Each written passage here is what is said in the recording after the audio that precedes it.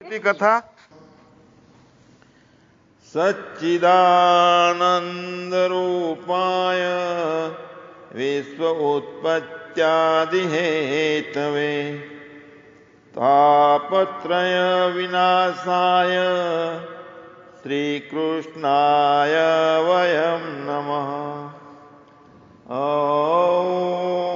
स्वस्ति नः इंद्रो वृद्धश्रवाः स्वस्ति नः पूषा विश्ववेदाः स्वस्ति नस्ताक्षर्यो अरिष्टनेमिः स्वस्ति नो बृहस्पतिर्दधातु। ॐ सर्वमङ्गलमाङ्गल्ये शिवे सर्वार्थसाधिके शरण्ये त्र्यंबके गौरी नारायणी नमोस्तुते। सर्वेत्र सुखिनः सन्तु सर्वे सन्तु निरामय सर्वे भद्राणि पश्यन्तु मा कश्चित् दुःखभाग् भवेत्। ॐ शांति शांति शांति।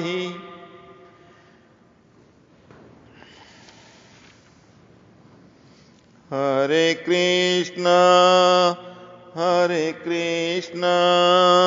कृष्ण कृष्ण हरे हरे हरे कृष्ण कृष्ण कृष्ण हरे हरे हरे कृष्ण कृष्ण कृष्ण हरे हरे हरे कृष्ण कृष्ण कृष्ण हरे हरे हरे राम राम राम हरे हरे हरे राम राम राम हरे हरे हरे कृष्ण कृष्ण कृष्ण हरे हरे हरे राम राम राम हरे हरे हरे कृष्ण कृष्ण कृष्ण हरे हरे हरे राम राम राम हरे हरे हरे कृष्ण कृष्ण कृष्ण हरे हरे हरे कृष्ण कृष्ण कृष्ण हरे हरे हरे राम राम राम हरे हरे हरे कृष्ण कृष्ण कृष्ण हरे हरे हरे राम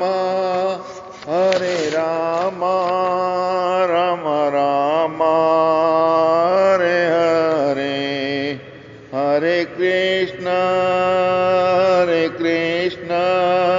कृष्ण कृष्ण हरे हरे हरे राम राम हरे हरे हरे कृष्ण कृष्ण कृष्ण हरे हरे। सद्गुरु देव की जय। रामचंद्र भगवान की जय। कृष्णचंद्र लाल की जय। श्री स्वामी जी महाराज की जय। ओम नमः पार्वती पतये हर हर महादेव हर।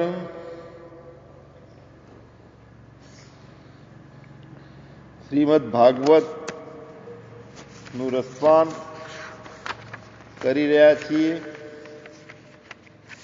સવારે આપણે મુખ્ય વાત લીધી હતી કે અસંગી પર બનવાનું છે, કર્તાપણું હટાવવાનું છે, કોઈ પણ રીતે જીવનું કર્તાપણું હટાવવાનું છે। ભક્ત છે ભગવાનને કરતા માની લે છે અને એની સત્તાથી બધું ચાલતું હોય એ રીતની માન્યતાથી ઈશ્વર નિષ્ઠા કરે છે। જ્યારે જ્ઞાની પોતાના આત્માને સમસ્ત સંસારથી, જગતથી, પ્રકૃતિથી અલિપ્ત કરી અને અસંગી માને છે। એક હું છું, તે ચેતન છું, બાકી બધું જડ છે, બાતું મારા સિવાયનું જેટલું જેટલું છે તે બધું જ પ્રતિબિંબમાં છે, આભાસ છે, એ રીતે માની અને પ્રકૃતિ ક્રિયમાણાની ગુણા કર્માણા સર્વેષુ। ગીતાના 7મા અધ્યાયમાં 12મા શ્લોકમાં કીધું ભગવાને કે એ જ એવ સાત્વિકા ભાવા રાજસા તામસાશ્ચેવ।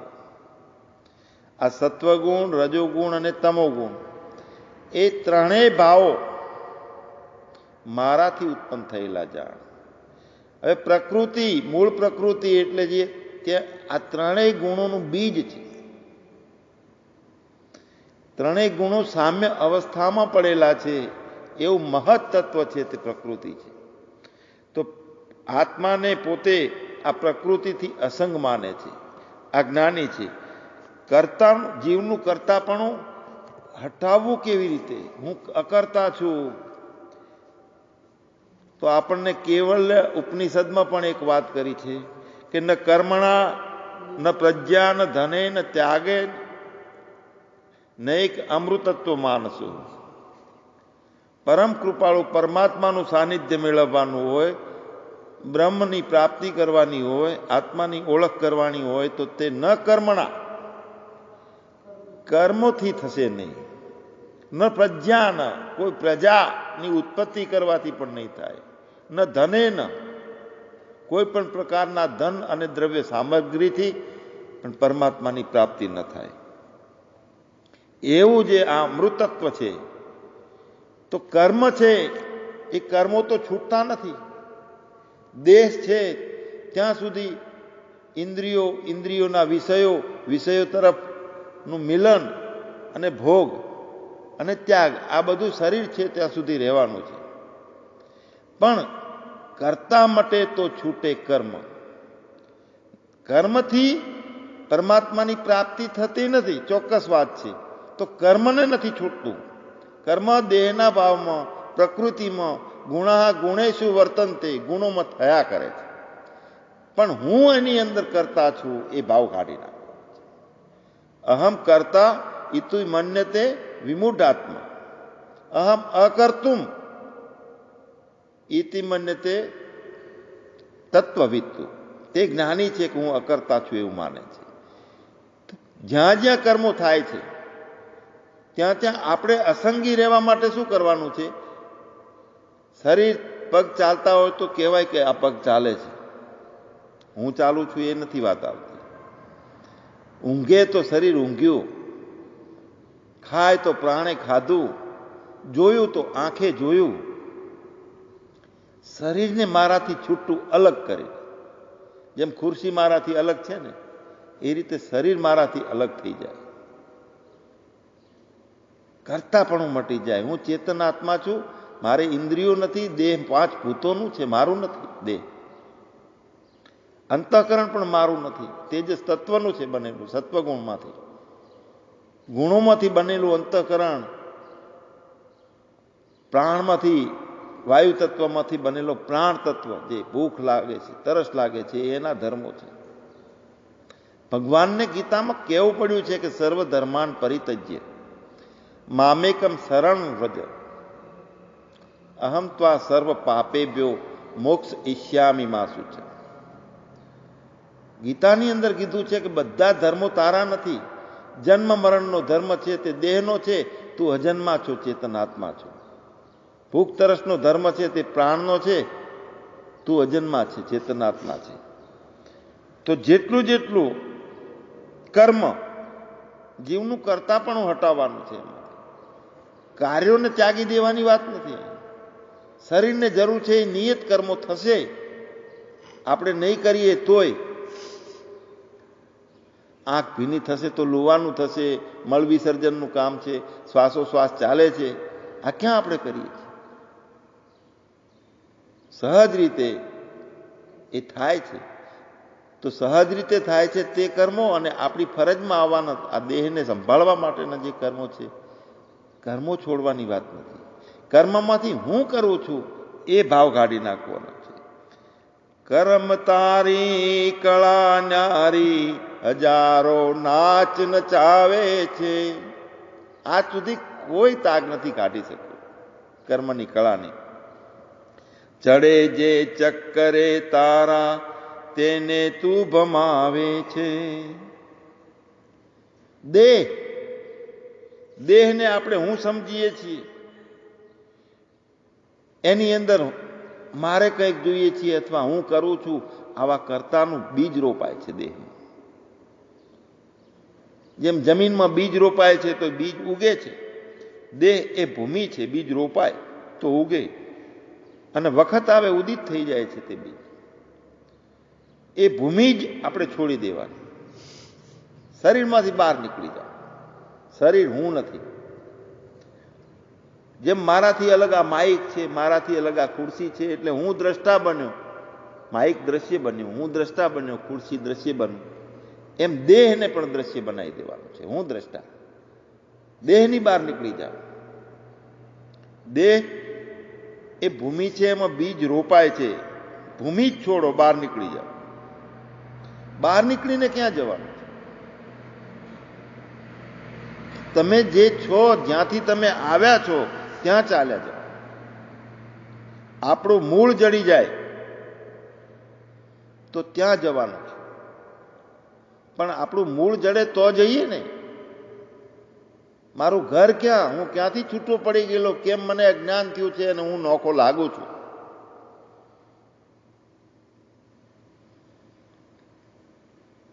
દેહ એના આધારે ઇન્દ્રિયો એમાં વિચારો થાય છે, બીજ રોપાય છે. મૂળને ખલાસ કરી નાખવાનું છે. બીજ રોપાય છે તો બીજને જ ભાગી નાખવાનું છે. બીજને બાળી નાખ્યું હોય તો બીજ ઉગે નહીં. અજ્ઞાન કરતાપણાનું અજ્ઞાન માથેથી ફોતરા ઉડી જાય તો ચોખ્ખો, નહીતર ડાંગર રહે છે. એનું ડાંગર છે તે ઉગે, ફોતરા કાઢેલો ચોખ્ખો હોય તે ઉગે નહીં. આપણે બે ધાલી તલવાર લઈને ખેલીએ છીએ, એક વ્યવહારની ને એક પરમાર્થની. બંને માર્ગો અલગ અલગ છે. પરમાર્થ પણ છે અને વ્યવહાર છે. પણ ખેલ ખેલતા આવડતું હોય તેની બલિહારી. સાધુ બન્યા તો એમાં વ્યવહાર પણ બગડ્યો અને પરમાર્થ હાથમાં આવે નહીં તો શું થાય છે?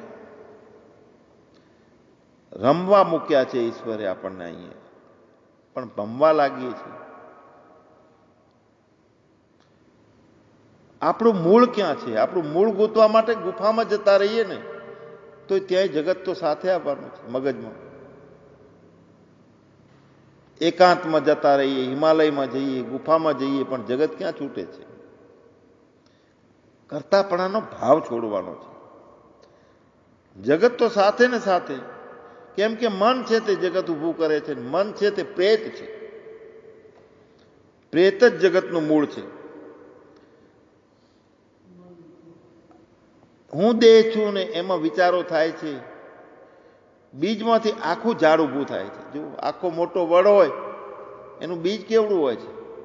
બીજની અંદર આખો વડ પડેલો છે, પણ એને પોષણ મળે ત્યારે એ વડ ઉગે છે.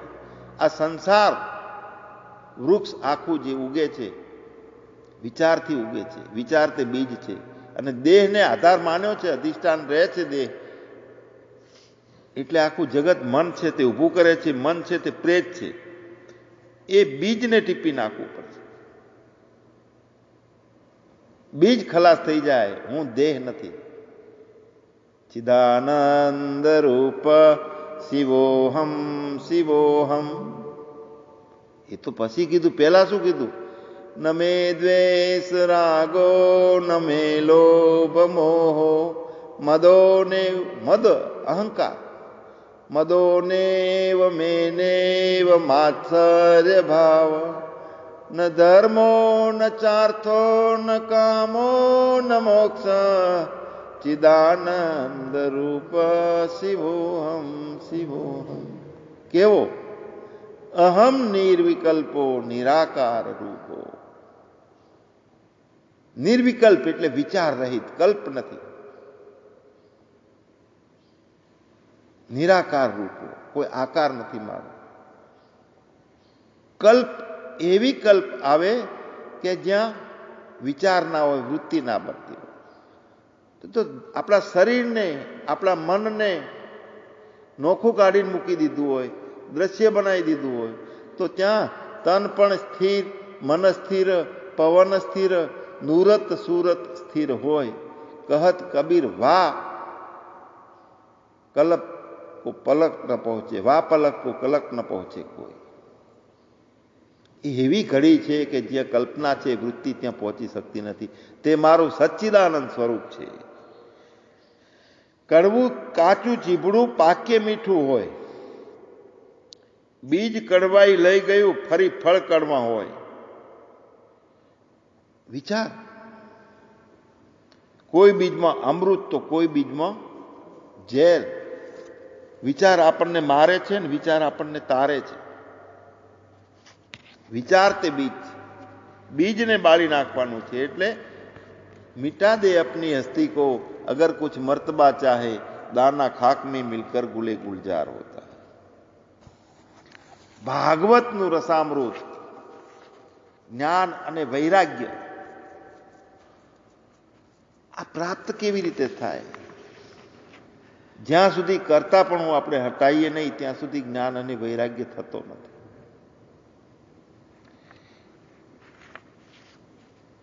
ભાગવત એ કળીકાળમાં મોક્ષ આપવા માટેનું ઉત્તમ સાધન છે. આપણે વાત કરી કે ભગવાને પોતાનું અસ્તિત્વ આખું ભાગવતમાં રેડી દીધું છે. આપણે જાગતા નથી. સંતો આપણને જ્યારે જ્યારે સંજોગ સમય આવે ત્યારે આ મોકલે છે બધા પ્રસાદી શાસ્ત્રોની. બ્રહ્મ જ્ઞાન પ્રાપ્ત કરવું મુશ્કેલ છે, જ્ઞાન થવું અઘરું છે. કેમ કે અહમ ભાવ મટવો જોઈએ, તૃષ્ણા છેદાવી જોઈએ. હજુ જોઈએ, હજુ જોઈએ. આ જગત ઉપરની દ્રષ્ટિ છે, જગત સારું છે, તે જગત સારું લાગે છે, મિથ્યા લાગતું નથી. જેમ પાયખાનામાં રહીને ફૂલની સુગંધ મળતી નથી, તેમ માયાના સુખમાં રહીને આત્માનો આનંદ ના મળે.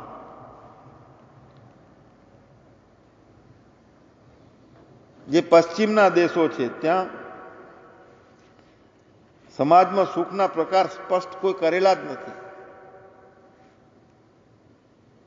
શરીરથી પણ સુખ મળે છે, સંસારથી સુખ મળે છે, વિષયોથી સુખ મળે છે, વિષય વગર પણ સુખ મળે છે. સુખના ઘણા પ્રકાર છે. 3 પ્રકારના દુઃખની નિવૃત્તિ કેમ કરવી એવી પશ્ચિમના દેશના જે લોકો છે એમને ખબર જ નથી. એટલો તો બધા અહીંયા આવે છે. સંસ્કૃતિ ભારતમાં છે. પરમાત્મા તત્વની પ્રાપ્તિ, જ્ઞાન પ્રાપ્ત કરવું હોય તો ભારતથી શક્ય થશે, બધાને ખબર છે. કુંભના મેળામાં કેટલાય બહારના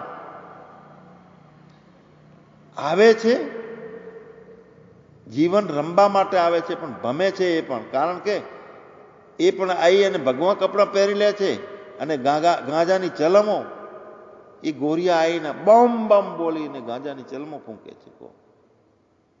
સાચો રસ્તો એમની પાસે નથી જ્ઞાન પ્રાપ્તિનો, તો એ દેખાદેખીમાં લાગી જાય છે. જ્ઞાનની પ્રાપ્તિ, કર્મયોગને કેવી રીતે મટાડવો, બહુ મોટી વાત છે. એક દિવસ એક શિષ્ય ગુરુની પૂજા કરી, દંડવત નમસ્કાર કરી, પછી એમની આજ્ઞા લઈ અને નમ્ર વાણીએ શિષ્ય ગુરુને પૂછ્યું કે હે ભગવાન, હે ગુરુદેવ, આ સંસારમાં કેટલાક મનુષ્યોને સત્સંગ અને આત્માનું અનુભવ સુખ એ બંનેમાં વિશેષ આસક્તિ હોય છે, અલગ અલગ. સત્સંગમાં આસક્તિ હોય છે ને આત્માના અનુભવ સુખમાં પણ આસક્તિ હોય છે. છતાં તેમની ચિત્તની વૃત્તિઓ વ્યવહારમાં પણ રહે છે. જો પ્રશ્ન બહુ સરસ છે, આપણા માટેનો છે. વપુ વર્તે વ્યવહારમાં સુરત પરાની પાર. એમની ચિત્તની વૃત્તિઓ, જેને સત્સંગમાં રસ છે, આત્માના અનુભવ સુખમાં રસ છે, એમની ચિત્તની વૃત્તિઓ વ્યવહારમાં પણ રહે છે. અર્થાત એવો પુરુષ સત્સંગમાં અને આત્માના અનુભવના સુખમાં અત્યંત લોભાઈ અને એમાં પ્રીતિ કરે છે. પ્રીતિ તો કરી નાખે છે, પણ તે વ્યવહારમાં પણ વર્તતો હોય છે અને સંસારનો બહાર પણ વહેણ કરે છે. તો આ એનું કારણ શું? જેને આત્માના સુખનો અનુભવ લઈ લીધો અને સત્સંગમાં રચ્યો પચ્યો રહે છે, તો એ સંસારમાં કેમ પાછો વળી જાય છે? કૃપા કરી મને સમજાવો, શિષ્ય કહે છે. ગુરુદેવ કે વાહ, બહુ સરસ પ્રશ્ન છે. તારું અહોભાગ્ય છે કે આવા પ્રશ્નો સૂજે છે. તારો પૂર્વજન્મનો સંસ્કાર છે. તું અધિકારી છે એટલે તને આવા પ્રશ્નો સૂજે છે. તું અધિકારી છે એટલે મને તારા ઉપર પ્રીતિ થાય છે. ઉત્તમ પ્રશ્ન છે આવો, સૂક્ષ્મ વિચારવાળો પ્રશ્ન. તો આ સમજાવવા માટે ગુરુદેવ એક માખી, મક્ષિકા એનું ઉદાહરણ આપે છે. એક માખી જે કાયમ માટે મળમૂત્ર અને વિષ્ટા ઉપર જઈ અને નિરંતર એ મળમૂત્ર અને વિષ્ટાનો રસ લેનારી છે. એને કોઈક સમય ફરતા ફરતા એક મધથી ભરેલો પૂડો હતો, પરિપૂર્ણ ભરેલો ઘડો મધનો મળી આવ્યો માખીને. પોતાને કોઈ દિવસ પ્રાપ્ત ના થાય, દુર્લભ અને ઘણી સ્વાદિષ્ટ વસ્તુ પ્રાપ્ત થઈ, બહુ આનંદ થઈ ગયો માખીને. એના ઉપર બેઠી, પછી ધીરે ધીરે પોતાનો એક પગ મધ ઉપર ઠેરવ્યો. બે પગ હતા, એક પગ મધ ઉપર રાખ્યો અને જરાક મધ ચાખતા ઘણું જ મીઠું લાગવાથી ફરીથી બીજો પગ પણ તે મધના ઘડા ઉપર મૂક્યો. એમ કેટલીક વાર સુધી નિશ્ચિતપણે નિર્ભયતાથી મધનો સ્વાદ લેવા લાગી અને સંતોષ આવી, બહુ મજા આવી. એને મધ કોઈ દિવસ મળેલું નહીં. અત્યાર સુધી વિષ્ઠા, મળમૂત્ર એનો રસ ચાખેલો, એની હેવાયેલી થઈ ગઈ. સંતોષ પામી એટલે ત્યાંથી તરત પાછી નીકળી. આડાવળી અહીંયા તહીંયા બધે ઉડવા લાગી. પણ ભમતા ભમતા એને આગળનું પેલું વિષ્ઠાનું સ્થળ હતું એ પાછું મળી આવ્યું. અહીંયા પ્રશ્ન શું છે કે સ્વાધ્યાય અને આત્માના અનુભવ સુખમાં રહેલો હોય છતાં સંસારમાં કેમ જાય છે વ્યક્તિ? તો મધવાળા બે પગ થયા અને ત્યાંથી ઉડી જાય છે માખી, પણ બીજે જાય છે તો ત્યાં એનું પેલું વિષ્ટાનું જે ઠેકાણું હતું તે મળી આવે છે પાછું. અને આગળનો એનો અભ્યાસ હતો, આસક્તિ હતી એને મળ વિષ્ટાના રસની, એને દુર્ગંધીનો રસ લેવાનો માટે તે એના ઉપર જઈને પાછી બેસી જાય. રોજનું વ્યસન થઈ ગયેલું હોય ને, જેમ મનુષ્યોને દારૂનું વ્યસન થાય છે, તો દૂધને મસ્ત મજાનો દૂધ પાક બનાવ્યો હોય આદુ એલચી કેસર નાખીને એ પીવે ને તો છતાં અહીંયા જ્યાંથી જ્યાં મળતો હોય, જ્યાં દારૂનો અડ્ડો અહીંયાથી નીકળે એટલે જઈને અહીંયા પહોંચે કે લાય એક ગ્લાસ લે 10 રૂપિયા. એમ દુર્ગંધનો રસ લેવા માટે તેના પાસે પાછી જઈને બેસી, એમ વારંવાર તેમાંથી મધનો મસ્ત સ્વાદ લીધા છતાં પણ પૂર્વનો અભ્યાસ અને આસક્તિ એના પ્રકૃતિના લીધે પોતાની પાછી મૂત્ર અને વિષ્ઠા ઉપર જતી, અટકી નહીં ત્યાંથી. એને એવું ના થાય કે લાવો હું પાછું મધ ચાખવા જાઉં, પણ રોજનો પૂર્વનો અભ્યાસ થઈ ગયેલો એટલે એ મધ વિષ્ઠા ઉપર જતી અટકે નહીં, વિચાર ના કરે. પણ જો એ માખી જે સમયે મધ પર બેઠી હોય અને એનો સ્વાદ લેવામાં જો આસક્ત થયેલી હોય, મસ્ત સુખ માણ્યું હોય, તો તે સમયે એકાએક પવનનો સપાટો આવે અને તેને લીધે એની બંને પાંખો મધની સાથે લપટાઈ જાય, બંને પાંખો એની મધની સાથે ચોંટી જાય, તો એની વિષ્ઠા અને મૂત્રનું જે દુર્ગંધવાળો રસ પરની જે આસક્તિ આપોઆપ છૂટી જાય. મધની સાથે બંને પાંખો ચોંટી જાય તો ઉડી શકે નહીં. કાયમ એ મધનો રસ સ્વાદ ચાખે તો એનો દુર્ગંધવાળો જે રસની આસક્તિ હતી આપોઆપ છૂટે અને ત્યાં જતી અટકી જાય અને મધના મધુર સ્વાદ લેવા માટે સર્વોત્તમ સુખમાં કાયમ તે લીન રહે. એ રીતે વિષયના રૂપોમાં વિષયો જે છે, પાંચે ઇન્દ્રિયોના 5 વિષયો છે. આંખને જોવાનો, રૂપ જોયું એટલે મન આસક્ત થઈ જાય છે રૂપની પાછળ. કાન મસ્ત શબ્દ સાંભળે છે એટલે એમાં આસક્ત થઈ જાય છે. એમ પાંચે જ્ઞાનેન્દ્રિયો 5 વિષયોમાં જાય છે એટલે મન આસક્ત થાય છે. તો પાંચે વિષયો રૂપ વિષ્ઠાના સ્વાદના અભ્યાસવાળું અને આસક્તિવાળી આપણા મનની વૃત્તિ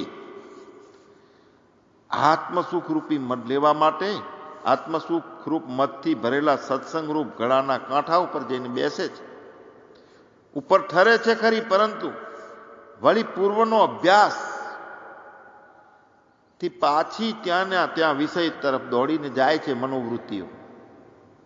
કારણ કે કાયમનો અભ્યાસ થઈ ગયેલો હોય છે, વિષયનો ચટકા લાગી ગયેલા હોય છે, એટલે મનની વૃત્તિઓ આત્મસુખ સત્સંગમાં અભ્યાસમાં લાગેલી હોય છતાં ત્યાંથી વિષય ઉપર પ્રીતિ કરી અને દોડી જાય છે.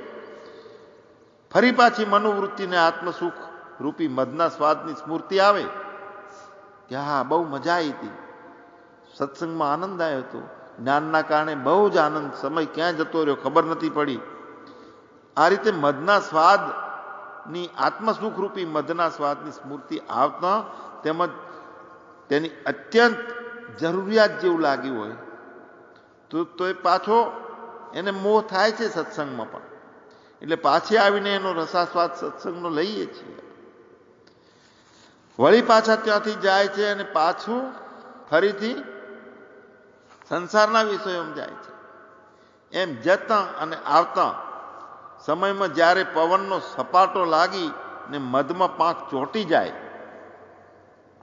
મતલબ જ્યારે ઈશ્વરનો અનુગ્રહ થાય, સદગુરુની કૃપા થાય અને પોતાના શુભ કર્મો ઉદિત થયા હોય, પુણ્ય ઉદિત થયું હોય, તો ત્રણેય અથવા ત્રણમાંથી કોઈ એકાદ વસ્તુરૂપ પવનના સપાટાથી વિષયરૂપ વિષ્ઠાનો સ્વાદ પર દ્રઢ વૈરાગ્ય થઈ જાય છે. વૈરાગ્ય ક્યારે થાય છે? ઈશ્વરની કૃપા થઈ જાય, ગુરુની કૃપા થઈ જાય, પુણ્ય ઉદિત થયેલા હોય તો. સંસારના વિષયોમાં જાય, આસક્તિ થાય, પણ થોડો વૈરાગ ભાવ દ્રઢ થોડો શરૂઆત થઈ હોય એટલે ફરીને પાછો એ સત્સંગનો રસ એટલે કે મધનો રસ ચાખવા માટે આવે છે. પણ ઘણા જન્મારાઓનો અધ્યાસ, વિષયની વાસના એને ખેંચીને લઈ જાય છે. અહીંયા લડાઈ છે. આ એની મનની વૃત્તિ પરમાત્માનું સુખ લેવું કે વિષયનું સુખ લેવું, ત્યાં લડાઈ ચાલે છે. એક મન એમ કહે છે કે અરે સિગરેટ આજ તો બંધ કરી દેવી છે. બીજું એમ કહે છે કે આજનો દાડો ચાલુ હોય તો હું ફેર પડી જવાનો, કાલથી બંધ કરી દઈશું. દેવ અને અસુર બંને અંદર છે. જુઓ, એક શૈતાન છે. લડાઈ અંદર ચાલે છે. પણ સદગુરુની કૃપા, ઈશ્વરનો અનુગ્રહ, પોતાના પુણ્ય હોય તો વિષયરૂપ વિષ્ઠાના સ્વાદ પર દ્રઢ વૈરાગ થઈ જાય, એને છોડી જાય, છૂટી જાય બધું, અને મનોવૃત્તિ બ્રહ્માનંદ રૂપ મધમાં દટાઈ જાય છે. તો પછી આપોઆપ વ્યવહારમાં વહેતી જીવની વાસના વૃત્તિ અટકી જાય. ઘડીક થાય અને વ્યવહારમાં જવાનું થાય, ઘડીક થાય અને વિષયોમાં.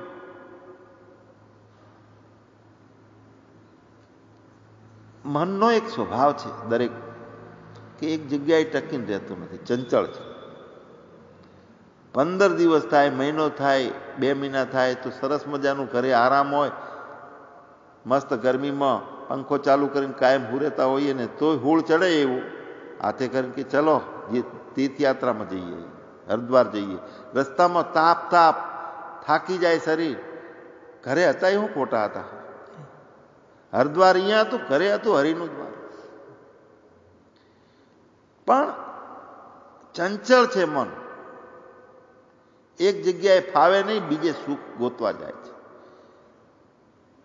અને હરિદ્વાર જ્યાં હોય એ 15 દિવસ માટે કરીને તો 10 દિવસ પછી એવો કંટાળો આવે કે હવે 11મો આજે 12મો દિવસ, હવે ક્યારે ઘરે પહોંચીએ, હવે ક્યારે ઘરે પહોંચીએ. ચંચળ છે ને ત્યાંય કળ ના કરે.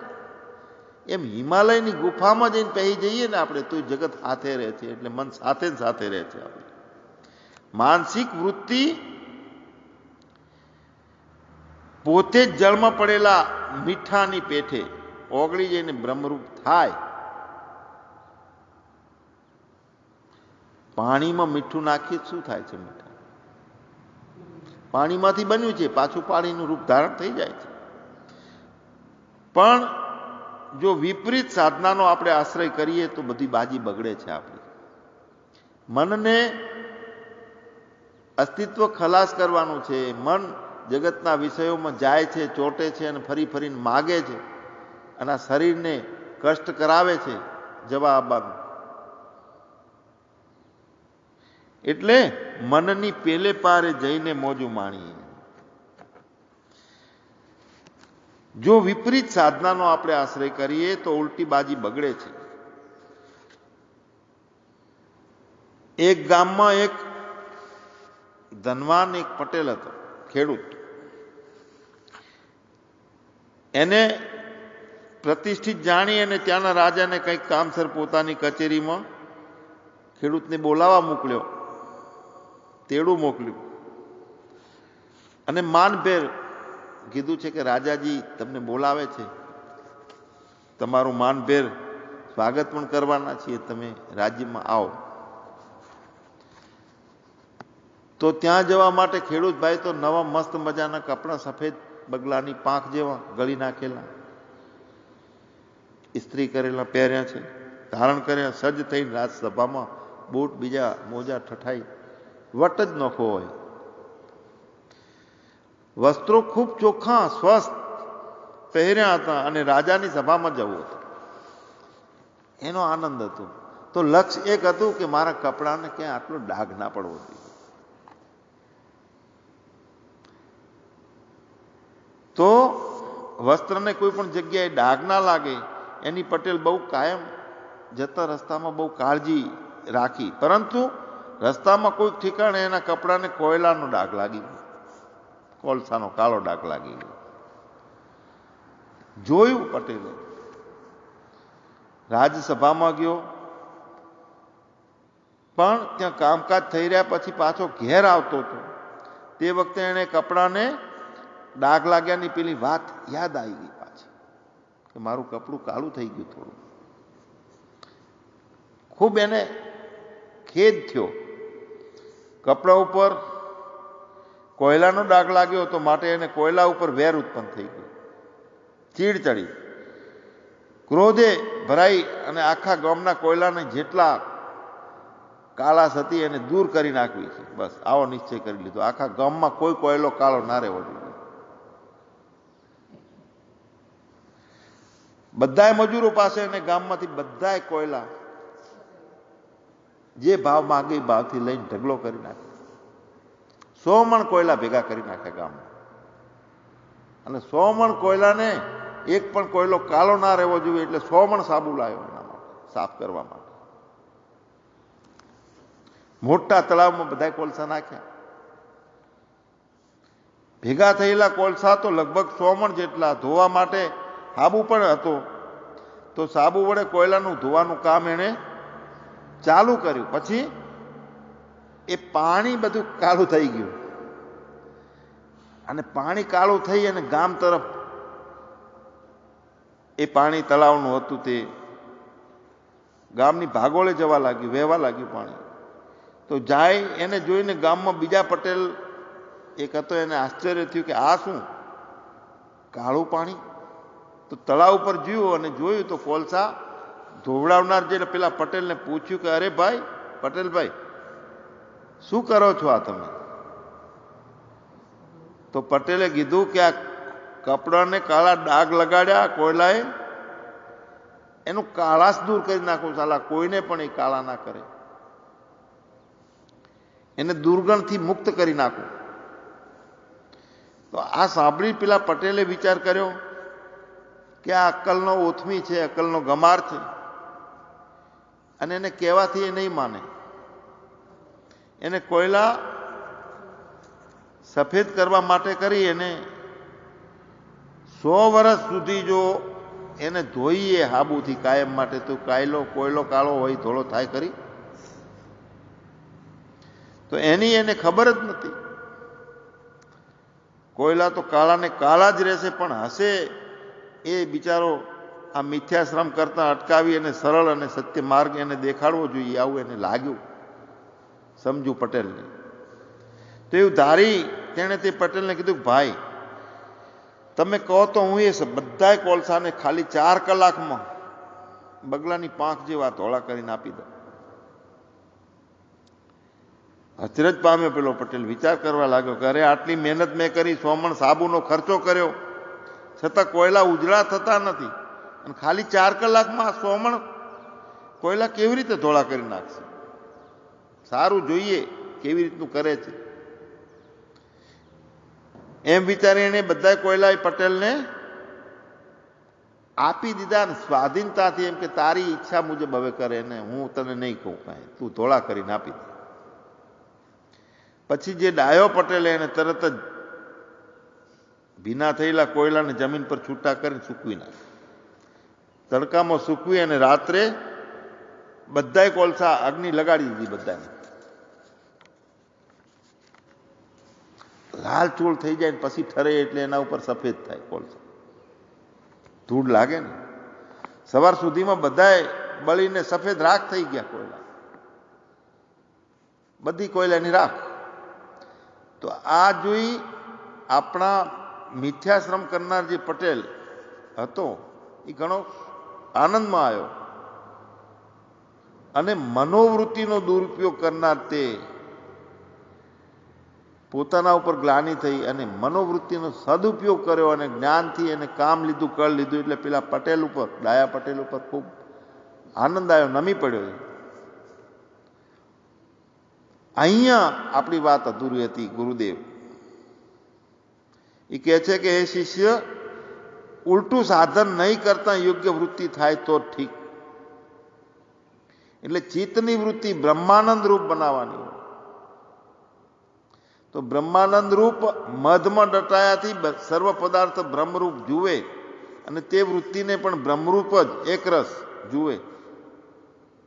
તો પછી કોયલા અગ્નિમાં સફેદ રાખ થાય તેમ પોતે નિર્ગુણ શુદ્ધ બ્રહ્મ થઈને રહી શકે છે.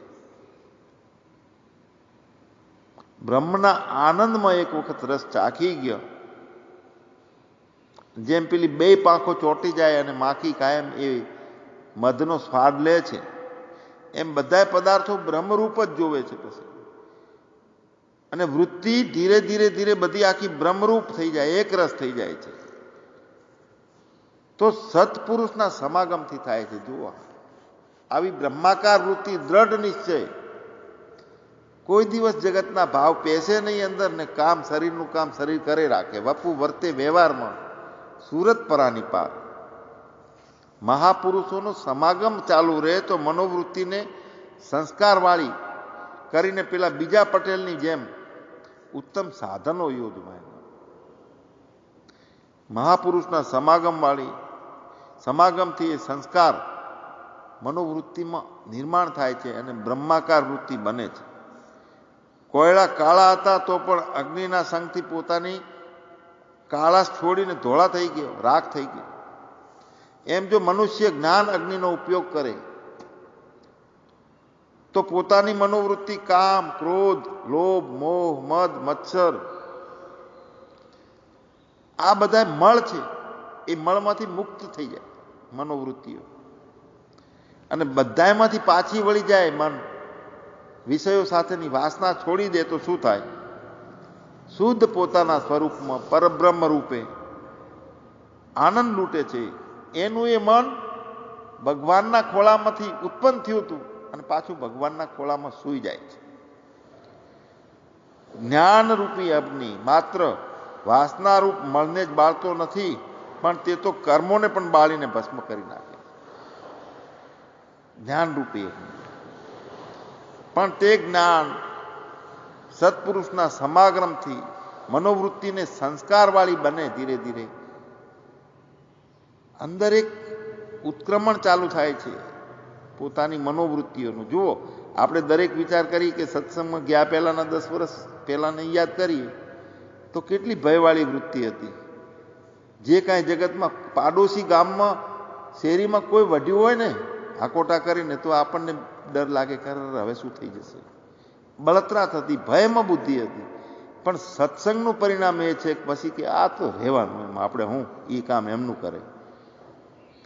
સત્સંગનો સમાગમ રે કાયમ તો એક અંદર એક સ્થિતિ બનતી જાય છે આપણી અસંગતાની. એટલે કર્મોને જે હટાવવાના છે તો કર્મો હટાવવાના નથી, કર્મમાંથી કર્તાપણું ખલાસ કરવાનું છે. કર્મો બળીને ભસ્મ થઈ જશે. અગ્નિ, જ્ઞાનની અગ્નિ જ્યોતિ જાગી જાય. ભગવાને અર્જુનને ઉપદેશ આપને કીધું હતું કે જ્ઞાનાગ્નિ સર્વ કર્માણી ભસ્મ સાત્કૃત કુરુતે અર્જુન.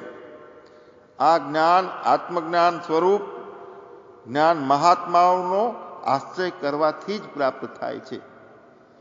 મહાત્માઓનો આશ્રય કરવાથી, શાસ્ત્રોનો આશ્રય કરવાથી, સતત સ્વાધ્યાય કરવાથી અંદરની એક ભૂમિકા બને છે, ઉપરામ વૃત્તિ, અસંગ વૃત્તિ બની જાય છે. તો એ અસંગતાને આપણા અંદર આપણને એવું લાગે કે આપણે અકર્તા કેવી રીતે બનવું, તકલીફ પડે, પણ ના, એવું નથી. સહજ રીતે જેવો સંગ હોય એ પ્રમાણેનો રંગ લાગી જાય છે. આપણે આપણા અનુભવો જુઓ, જેને જેવું બનવું હોય એવું પ્રકારનો એને સંગ મળી જાય છે. કોઈને નેતા બનવું હોય તો એ પ્રમાણેના સંગમાં નેતા બની જાય છે. સંગનું પરિણામ, સંગ એવો રંગ. તો આ ઉપનિષદમાં પણ કીધું છે કે કર્મની ગતિ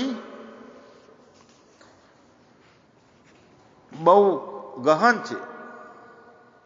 પુત્રેશના, વિતેશના, લોકેશના છોડ્યા વગર આત્મજ્ઞાન મળતું નથી. આ મોહ છે બધા. કર્મો કોણ કરાવે છે? એષણાઓ કરાવે છે, ઈચ્છાઓ કરાવે છે. જેને ચાહ છે, ઈચ્છાઓ છે, એ જ આ સંસાર ચક્રના કર્મમાં ફસાય છે, કર્તામાં ફસાય છે. માયા છે, એનો પ્રભાવ છે. ઇન્દ્રિયો અને વિષયોનો સંગ થાય છે ને તો કેટલી જાતના રસ અંદર માણે છે, મન ઊભું કરે છે. એનું સ્વરૂપ કોઈને બતાવી શકાતું નથી. ગમતો માણસ મળે ને જે અંદર આનંદનું લહેરિયું આવે છે એને બતાવી શકાય કે આવું હતું એમ? જેટલા જેટલા કડવા, તુરા, મીઠા, ખાટા જેટલા રસ ચાખે છે એની ગ્રંથિ ઉત્પન્ન થાય છે. એ ગ્રંથિ કોઈને બતાડી શકીએ છીએ કે કડવું આને કહેવાય? સમય, આપણે અહીંયા 1.5 કલાકથી સત્સંગમાં બેઠા હોઈએ તો 1.5 કલાક આશરે થયો હશે એવું માપ કાઢી લે છે મન. પણ એ સમય એટલે શું છે એને કોઈ બતાડી શકીએ છીએ? કેટલી જાતના અનુભવો મનની અંદર આવે છે, કેટલી જાતની વિદ્યાઓ છે, કેટલી જાતની કળાઓ છે, પણ છે કાંઈ નહીં. મનના અનુભવો જ છે. એટલે મન શું છે? આત્મામાં નિત્ય વાસ કરનારી એક ચમત્કારિક શક્તિ છે મન છે. બધી એસણાઓ મનને લાગે છે. પુત્રેષણા, વિતેષણા, લોકેષણા આ છોડ્યા વગર આત્મજ્ઞાન થાય નહીં. પુત્રેષણા પૂરી કરવા માટે સ્ત્રી જોઈએ. અને ત્રણેય ઈચ્છાથી અહંકાર અને વાસના વધે છે, ઘટતા નથી. સાચો આનંદ પ્રાપ્ત કરવાનો હોય. આત્મજ્ઞાન એટલે અખંડ આનંદની પ્રાપ્તિ. અહીંયા તો ટુકડા ટુકડામાં આનંદ મળે છે. એ સ્નાઓમાં તો પુત્રની ઈચ્છા થઈ પ્રાપ્તિની તો સ્ત્રી જોઈએ, સ્ત્રી જોઈએ તો બધું જોઈએ. અહંકાર અને વાસનાઓ વધતા જાય છે અને ઈચ્છાઓનો કોઈ અંત જણાતો નથી. 5 ઈચ્છા કરીએ એમાંથી એક ઈચ્છા પૂરી કરી હોય, 4 બાકી હોય, નવી 2 ઊભી થાય છે. કોઈ દિવસ એવું થયું કે બધી ઈચ્છા મુજબનું કામ થઈ ગયું અને હવે શાંતિ છે? કોઈ દિવસ ઈચ્છાઓ અનંત છે અને બધી ઈચ્છાઓ આપણે ધારીએ છીએ એ મુજબ પૂરી પણ થતી નથી. આપણો અનુભવ છે. ઈચ્છા પૂરી ના થાય તો શું થાય છે? એમાંથી ક્રોધ જન્મે છે. કામનામાંથી ક્રોધ જન્મે છે. ક્રોધમાંથી સંમોહન થાય છે બુદ્ધિને. કામાદ ભવતી ક્રોધ, ક્રોધાત ભવતી સંમોહ, સંમોહાત બુદ્ધિનાશો, બુદ્ધિનાશાત પ્રણશ્યતિ. ઈચ્છાઓની પૂર્તિ ના થાય, તમારું મનનું ધાર્યું ના થાય એટલે ક્રોધ ચડે છે. બીજાનો વાંક દેખાય છે આપણને. ક્રોધ થાય એટલે બુદ્ધિ બેર મારી જાય છે, વિવેક ભૂલી જાય છે. સંબંધોને નહીં જોવાનું, બીજાને દુઃખ લાગશે એ નહીં જોવાનું, જેમ તેમ વર્તાઈ જાય છે. પાછળથી ખબર પડે કે આ મેં ખોટું કર્યું, પણ જે ટાઈમે બુદ્ધિ સંમોહવાળી હોય છે એ વખતે ભાન હોતું નથી વર્તવામાં.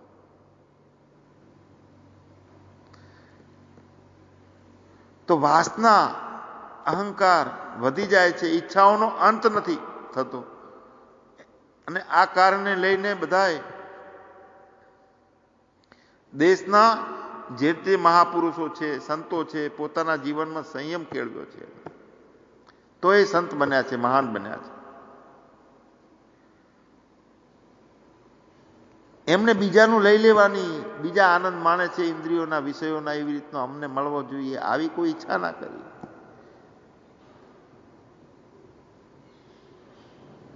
સુખ અને આનંદ સામાન્ય માણસ છે એના કરતા ધનવાન હોય તે વધારે સુખ ને આનંદ ભોગવે છે, 100 ગણું.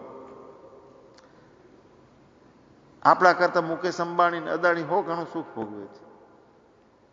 અને મુકેશ અંબાણી અને અદાણી કરતા રાજા જે છે ચક્રવર્તી, એ એના કરતા 100 ગણું સુખ ભોગવે છે. કેમ કે નોકરો, ચાકરો, સવલતો છે બધી, વૈદરાજો છે, હકીમો છે, શરીરને કાંઈ થતું નથી. જ્યારે જે ફોરેનથી ફળ લાવવું હોય તો આવી જાય છે વિમાનમાં, જે ફ્રૂટ ખાવું હોય, જે દવા જોતી હોય. ધનવાન કરતા ચક્રવર્તી રાજાનું, સામાન્ય રાજાનું સુખ 100 ગણું છે. સામાન્ય રાજા કરતા ચક્રવર્તી રાજાનું સુખ 100 ગણું છે. અને ચક્રવર્તી રાજા કરતા ઇન્દ્રનું સુખ 100 ગણું છે. ઇન્દ્ર કરતા બ્રહ્માનું સુખ 100 ગણું છે. બ્રહ્મા કરતા વિષ્ણુનું સુખ 100 ગણું છે. અને એટલું ને એટલું સુખ જ્ઞાનીનું છે. કેમ? जिनको कछु ना चाहिए वो साहन का साह. એને કાંઈ જોતું નથી, ઈચ્છાઓ થતી નથી. ઈચ્છાઓ ના થાય તો ચિંતા ના થાય. ઈચ્છાઓ થાય છે તો ઈચ્છાની પૂર્તિ કરવા માટે કરીને ચિંતા બળતરા થાય છે. ગાડી મોટર લાવવાની ઈચ્છા થઈ તો તરત દરવાજા મોટા કરાવવાની ચિંતા ઊભી થાય છે.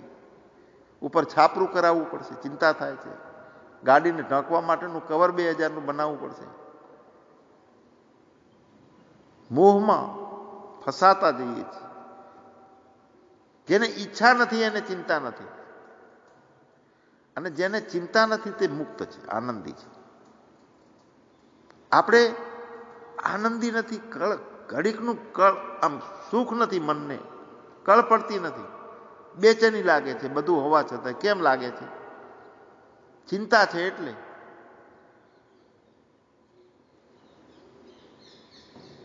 ચિંતા બળતરા છે, મળતી નથી. અને ચિંતા બળતરા છે એનું કારણ છે કે ઈચ્છાઓ પડી હતી. એટલે મુક્ત જીવન માણી શકાતું નથી. પણ જેને કાંઈ નથી જોતું એનું શું? એના જેવો સુખી કોઈ નથી. जिनको कछु न चाहिए वो सहन का सार.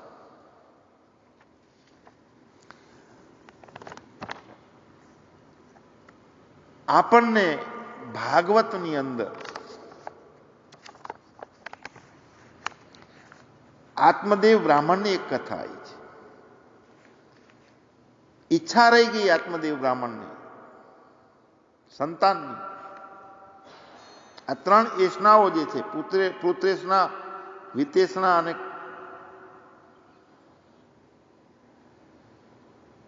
મોટા થવાની ઈચ્છા, પુત્ર પ્રાપ્તિની ઈચ્છા, ધન પ્રાપ્તિની ઈચ્છા.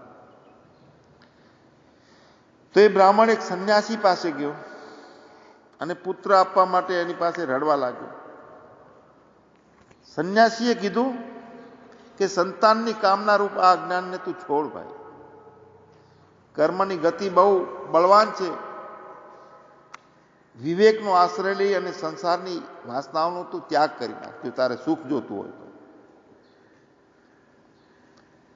સંન્યાસમાં એટલે ત્યાગમાં જ ખરું સુખ છે. પણ તે બ્રાહ્મણ પોતાની ઈચ્છા છોડી શકતો નથી. સંસાર જેને સત્ય લાગે છે એની પરિસ્થિતિ કેવી થાય છે? મોદરાઓના હાથમાં ચણા, નાના માટલામાં ચણા પડ્યા છે, મોદરું હાથ નાખે છે, ચણાની મુઠ્ઠી ભરે છે તો ઉપરનો દરવાજો ટૂંકો છે, એનો ઢાંકણું, મુઠ્ઠી નીકળે નહીં. ચણા છૂટતા નથી, મુઠ્ઠી નીકળે નહીં. શું થાય કહો? આ બંધન છે આપણું. મુક્ત થવું છે અને સંસાર કે આપણને છોડતો નથી કે આપણે સંસારને પકડ્યો છે. બ્રાહ્મણ પોતાની ઈચ્છાઓ છોડી શક્યો નહીં. સંન્યાસીએ કીધું કે તું વિવેકનો સહારો લે, વાસનાઓનો ત્યાગ કર, સુખી થવું હોય તો. છેવટે સંન્યાસીએ એને એક ફળ આપ્યું. તેની સ્ત્રીને ગર્ભની પીડા એ યાદ આવી, તેથી એની પતિની હાજરીમાં તે ફળ એને ગાયને ખવડાવી દીધું છે. અને પોતાની બેનના દીકરાને પોતાનો દીકરો કરી લીધો અને એનું નામ ધંધુકારી પાડ્યું છે. મા બાપને બહુ દુઃખ દેવા લાગ્યો ધંધુકારી. અને ગાયને જે ફળ ખવડાવ્યું છે તો ગાયને પણ એક સંતાન થયું છે, તે ગોકર્ણ. ગાયે ગોકર્ણને જન્મ આપ્યો. તેને મોટો થઈ આત્મદેવને ઘણો ઉપદેશ આપ્યો એ ગોકર્ણે, અને કીધું કે ધર્મનો આશ્રય કરો. આપણી વાત કરે છે, આપણને આ ઉપદેશ છે. ધર્મનો આશ્રય કરો, લૌકિક ધર્મોને છોડો, સાધુ પુરુષોની સેવા કરો, ભોગોની લાલસા છોડો અને બીજાના ગુણદોષનું ચિંતન છોડી દો. આ આવો છે, આ સારો છે, આ નબળો છે, બધું ચિંતન. ટૂંકમાં મનની અંદર જે વિચાર છે, વૃત્તિઓ ઊભી થાય છે એ બંધ કરો.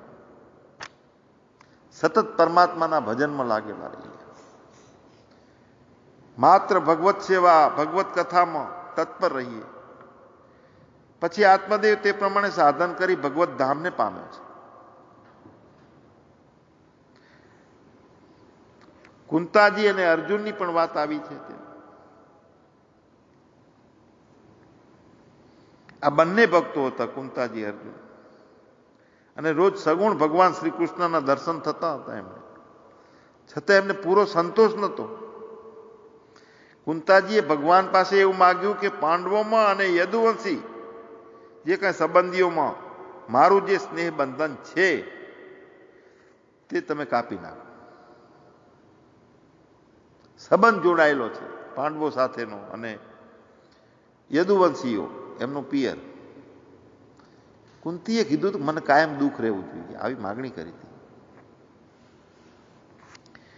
ભગવાનને કહે છે, કાયમ ભગવાનનું પૂજન કરે છે, સગુણ ભગવાનની પૂજા કરે છે, છતાં સંતોષ નથી. ભગવાનને કહે છે કે મારા સ્નેહ બંધનો બધેથી કાપી નાખો. અને અર્જુને ગીતામાં ભગવાનને કીધું છે કે મારું ચંચળ જે મન છે કોઈ રીતે વશ થતું નથી. ત્યારે ભગવાને એને કીધું છે ગીતામાં કે અભ્યાસ અને વૈરાગ્યની જરૂર છે. તેથી સગુણ ભક્તિથી આગળ વધવાની જરૂર છે. સગુણ ભક્તિથી જ્ઞાન પ્રાપ્તિ થાય, નિર્ગુણ ભક્તિથી. સગુણ ભક્તિ તો ભક્તિનો ભાવ વધે છે, તો જ્ઞાનની પણ જરૂર છે, ભક્તિની જરૂર છે અને વૈરાગની જરૂર છે. જ્ઞાનાંકુશ સમા બુદ્ધિ તસ્ય નો ચલતે મન. જેની બુદ્ધિ જ્ઞાનના અંકુશ વાળી છે તે બુદ્ધિ કાબુમાં રહે છે, જગતના વિષયોમાં પ્રપંચો ઊભા નથી કરતી. કેટલી જાતના રૂપો જોઈએ, કેટલી જાતના ફળો જોવે છે, તો મન તો દોડી દોડીને જાશે, રૂપની પાછળ, ફળની પાછળ દોડશે. આ રૂપવાળી સ્ત્રી મારે જોઈએ છે, આ ફળ મારે ખાવું છે, આ ફૂલ મને ગમે છે. પત્રમ પુષ્પમ ફલમ,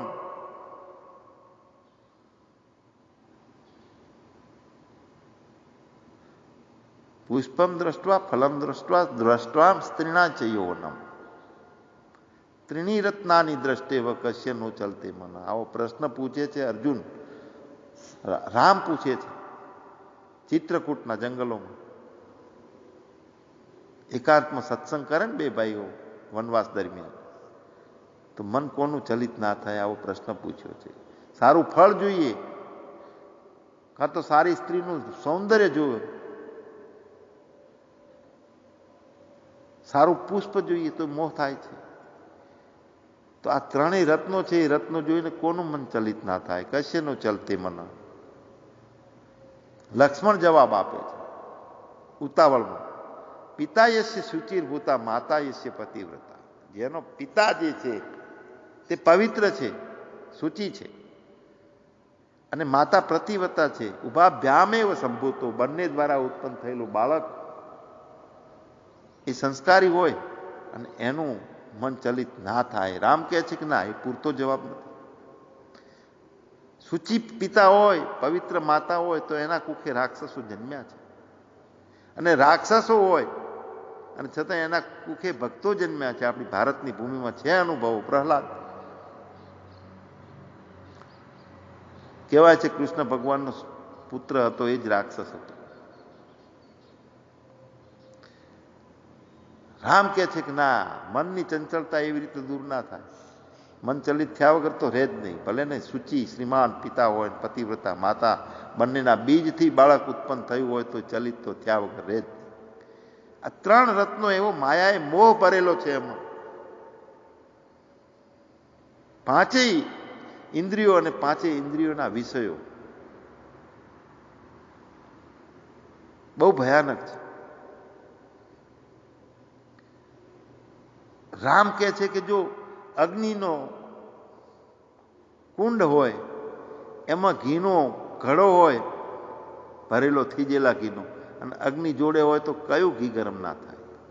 મતલબ કે એકાંત હોય અને રૂપવાન સ્ત્રી હોય તો મન ચલિત થઈ જાય છે દરેકનું.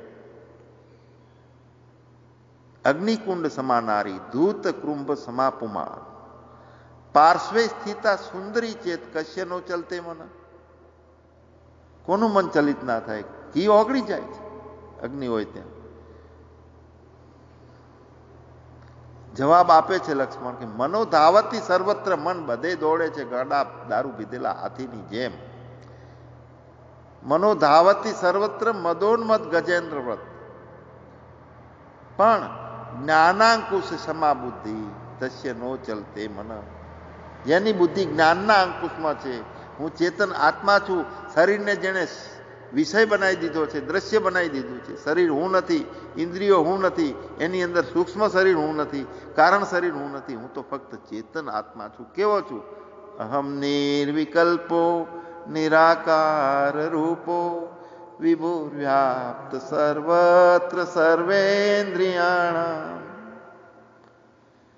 मेरा सतचित आनंद रूप कोई कोई जाने रे, मन वाणी का मैं हूँ दृष्टा, હા, દ્રષ્ટા છું. પૂરા જગતનો સૃષ્ટા હું છું. મનવાણીનો દ્રષ્ટા હું છું. નામ રૂપ જે બન્યું છે એનો દ્રષ્ટા છું.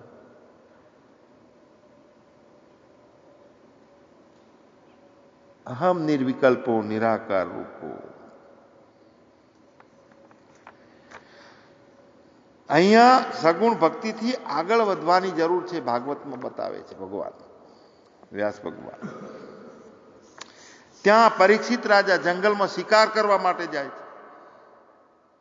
ગયા છે, ભૂખ લાગી છે, તરસ લાગી છે. એ સમીક મુનિના આશ્રમમાં ગયા છે. જંગલમાં બહુ દૂર દૂર દૂર દૂર નીકળી ગયા. રાત્રે પાછા આવી શકાય એવી પરિસ્થિતિ ના રહી. ક્યાંક વાસ કરવો પડે. ભૂખ બહુ લાગી છે, તરસ બહુ લાગી છે. સમીક મુનિના આશ્રમમાં ગયા છે. ત્યાં જઈ મુનિ પાસે પાણી માગ્યું. મુનિ ધ્યાનમાં હતા, કાંઈ જવાબ ના આપી શક્યા. પરીક્ષિત રાજાને ક્રોધ ચડ્યો છે. મરેલો સાપ પડ્યો તો લઈ અને સીધો મુનિના ગળામાં નાખી દીધો. રાજા હતા ને ક્રોધી. તરસ લાગી હતી, બૂમ પાડી છે ને પેલા ધ્યાનમાં હતા, ઉઠ્યા નહીં. રાજા વાજાને વાંદરા. મરેલો સાપ મુનિના ગળામાં નાખ્યો. આપણે સામાન્ય માણસ પણ ખાવા પીવાની ચિંતા હોય તો અનેક પ્રકારના આપણે કેવું અનર્થો કરી દઈએ છીએ. તો આ તો રાજા. આ બધા ભક્તિ માર્ગના વિઘ્નો છે. ક્રોધ આવવો, કામ ના થવી, ઈચ્છા પૂર્તિ ના થાય એટલે એની પાછળ સતત દોડ્યું રહેવું. અને યંત્રવત લાગે, એક બાજુ છૂટે નહીં મોહ પાસનું બંધન. અને આનંદની પ્રાપ્તિ કરવી છે. ધીરે ધીરે જગતના વિષયોમાંથી આનંદ નથી એવું લાગવા માંડે છે. સાચો આનંદ પકડી શકાતો નથી. ભક્તિ માર્ગમાં આ બંધનો છે, બધા વિઘ્નો છે. પરીક્ષિત રાજા પોતાના ક્રોધને એ વખતે જીતી ના શક્યા. બધાનું આપણું બુદ્ધિ ઈચ્છા પૂર્તિ ના થાય એટલે સંમોહન થઈ જાય બુદ્ધિની અંદર, બેર મારી જાય છે બુદ્ધિ. ક્રોધને ના જીતી શકે વર્તમાનમાં. આપણે ઘણું વ્રત લઈએ કે એ વખતે મૌન થઈ જવું, પણ યાદ તો આવવું જોઈએ ને. ક્રોધ આવે એ વખતે મૌન થવાનું. બહુ ઝઘડાખોર વહુ અને સાસુ વહુનો ઝઘડો ચાલતો હોય ને મહાત્મા પાસે જાય કે મારે, તો તને એ કહે છે એ વખતે તું જવાબ આપે છે હા, તો તાર દિવસમાં પાણી ભરીને રાખવાનું મોઢા, બોલવાનું બંધ. મતલબ એમ ક્રોધને ના જીતી શકાય. શ્રીમદ ભાગવતનું 7 દિવસનું સપ્તાહ પરીક્ષિત રાજા સાંભળવા બેઠા ત્યારે ચોથે દિવસે સાંજે પરીક્ષિત રાજા સુખદેવજીને પ્રશ્ન કરે છે કે હવે મને ભૂખ ને તરસ લાગતી નથી. વૃત્તિઓ વળી ગઈ છે આત્મસુખ.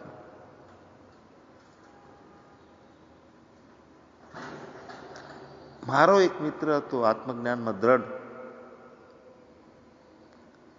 શરીર હું નથી તો એની સાબિતી શું?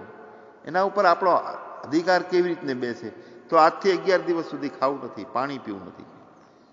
શરીર હું નથી, મને શું ચિંતા છે? ના ખાધું 11 દિવસ સુધી, પાણી ના પીધું, ખાધું નહીં. હું શરીર નથી આવો દ્રઢ નિશ્ચય. હું આત્મા છું. ભૂખને તરસ પ્રાણને હોય છે. કંટ્રોલ. અને એવું છે કે શરીરની અંદર એટલો ખોરાક પડ્યો છે કે આપણે 18, 20, 22 દિવસ સુધી ખાઈએ નહીં ને તો પ્રાણ અંદર જે પડ્યું છે એ ખાઈ જાય છે. જૂનું વાસી થયેલો ખોરાક હોય ને ચરબીના રૂપમાં, એ પ્રાણ ખાય. અને પ્રાણ એ જૂનો વાસી થયેલો ખોરાક ખાઈ જાય એટલે બધા રોગો મટી જાય છે. રોગો થવાનું કારણ શું છે? વાસી અંદર ભેગું થયેલું છે ને આપણે નવું નાખે જઈએ છીએ. ભાગવત રસનો એકાગ્ર ચિત્તથી શ્રદ્ધાથી શ્રવણ કરતા કરતા કરતા જગતની વાસનાઓ છૂટવા લાગે છે. પરીક્ષિત રાજાને ચોથા દિવસે આ અનુભવ થયો છે કે મને હવે ભૂખ અને તરસ નથી લાગતી. સારી રીતે ભાગવત નું રસપાન કરીએ તો અહમતા, મમતા અને વાસના ત્રણેય ઉપર વિરામ આવી જાય છે, ઓછું થવા લાગે છે. અને સતત આપણા સત્સંગનું પરિણામ, સ્વાધ્યાયનું પરિણામ આપણે જોઈએ આપણા ઉપર. ચિત્તની વૃત્તિઓ શાંત થાય છે આનાથી. પણ ઘડીક આ સાંભળવું, ઘડીક પેલું સાંભળવું, અલગ અલગ અલગ નહીં, આત્મબોધનું, ભાગવતનું રસપાન કરવું. સાધન યથાર્થ ના હોય અને કોલસા કાળા હોય તો કાળા રે, ધોળા ના થાય. યથાર્થ સાધન કરવું, આ આપણને ટપોર ભાગવતમાં કરી છે. મનમાની સાધન કરીએ, 15 દિવસ હરિદ્વાર જઈએ, 10 દિવસ આને સાંભળ્યો, પછી પુણ્ય માટે કરીને એક રામાયણની કથા બેહાડી, 2 લાખ ખર્ચ્યા. પરિણામ શું આવ્યું આપણામાં? કાંઈ નહીં. અહંકાર પુષ્ટ થાય છે. અહીંયા અહંકારને ઓગાળવાનું છે. આત્મજ્ઞાનના, આત્મ સ્વરૂપની પ્રાપ્તિ તો ત્યારે થાય છે કે જે વચ્ચે મદ, જય મદમ, મદ ઊભો થયેલો છે. તૃષ્ણાઓ કોણ કરે છે? ઈચ્છાઓ કોણ કરે છે? વાસનાઓ કોણ કરે છે? મદ, અહંકાર. એટલે તૃષ્ણામ છિંદી ભજ ક્ષમામ જય મદમ પાપેરતી માવૃતા. તૃષ્ણાઓને છે, ઈચ્છાઓને, ઈચ્છાઓની પાછળ દોડ છે. એને તૃષ્ણા છે એક ચુડવેલ છે. ચુડવેલ જેને વળગે ને એને પૂરો ચૂસી લે, ખલાસ કરી નાખે. ઈચ્છા શું કરે છે? આપણને કળથી જીવવા દે છે. ચિંતાઓ ઊભી થાય છે ઈચ્છાથી. કશ્યપ મુનિની સ્ત્રી દીતીને પુત્રની કામના હતી, તો મુનિએ એને ઈચ્છા પૂરી કરવા માટેની સંમતિ આપી. દીતીને, કશ્યપ મુનિની પત્ની દીતી, પુત્રની કામના થઈ તો મુનિએ એને ઈચ્છા પૂરી કરવાની સંપત્તિ આપી. પણ સંધ્યાકાળનો સમય અનુકૂળ ન હતો, છતાંય કામથી આતુર થયેલી દીતીએ વેશ્યાની જેમ નિર્લજ્જ થઈને મહર્ષિ કશ્યપજીનું વસ્ત્ર પકડ્યું અને મુનિએ એનો અતિ આગ્રહ દેખી અને સમાગમ કર્યો છે. પછી દીતીને પણ પશ્ચાતાપ થયો છે. મુનિએ તેને કીધું કે સમાગમ વખતે તારું મન અશુદ્ધ હતું, તેથી તને 2 અધમ પુત્રો પ્રાપ્ત થશે. 2, તેમાંથી હિરણ્યાક્ષ અને હિરણ્યકશિપ, આ 2 પુત્રો થયા છે દીતીના પેટે. બીજનું રોપણ થતું હોય ને એ વખતે જો અંતઃકરણ શુદ્ધ ના હોય, વિચારો પવિત્ર ના હોય તો કુપોત્ર થાય છે, અધમ પુત્રો પ્રાપ્ત થાય છે. ઘણા મા બાપને એવા વિચાર આવે છે કે અમને આવા પુત્રો કેમ થયા, આના કરતા પથરા પટક્યા હોત તો સારું હતું. એને આ ભાગવતની કથા સમજવી પડે. વિચારને આધારે પવિત્રતા છે, એના આધારે બીજ અંકુરિત થાય છે.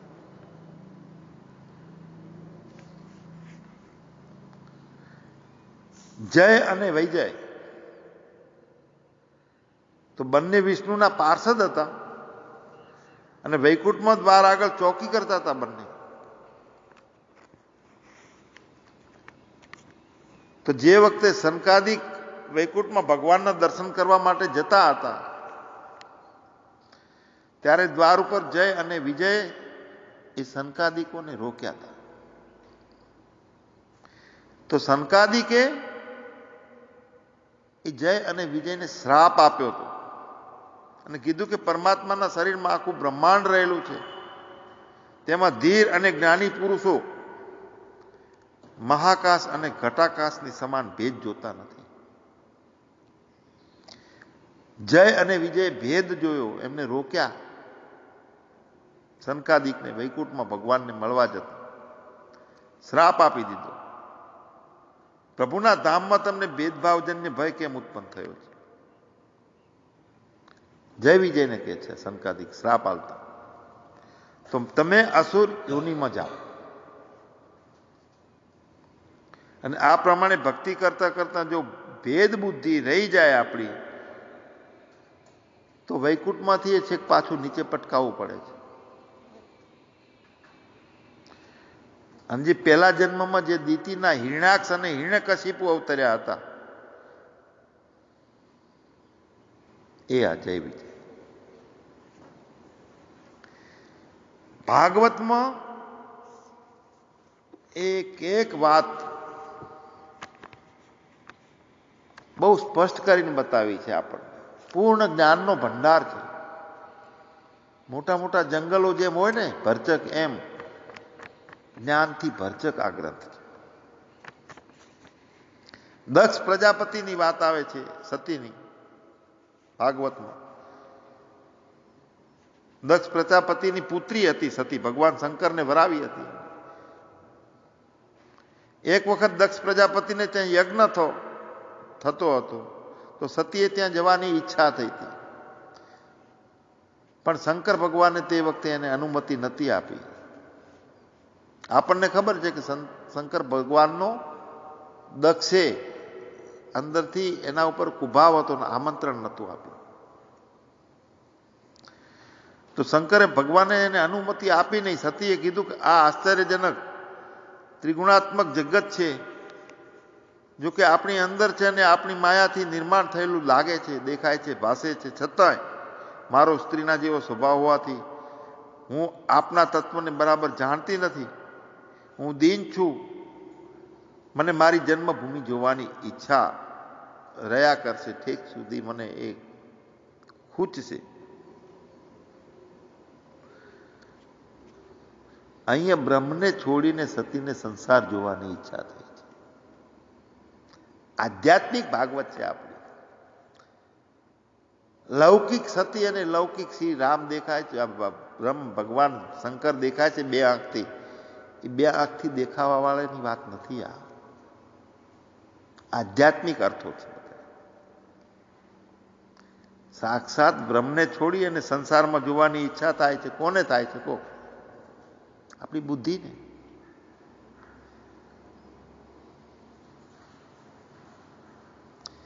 બુદ્ધિને રહેવું છે મારે સાસરિયાની રીતે, પ્રીતમજીને ભજવા છે પ્રીતે, રહેવું મારે સાસરિયાની રીતે.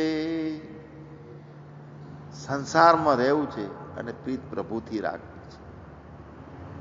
આવી બુદ્ધિને ટેવ પડવી જોઈએ.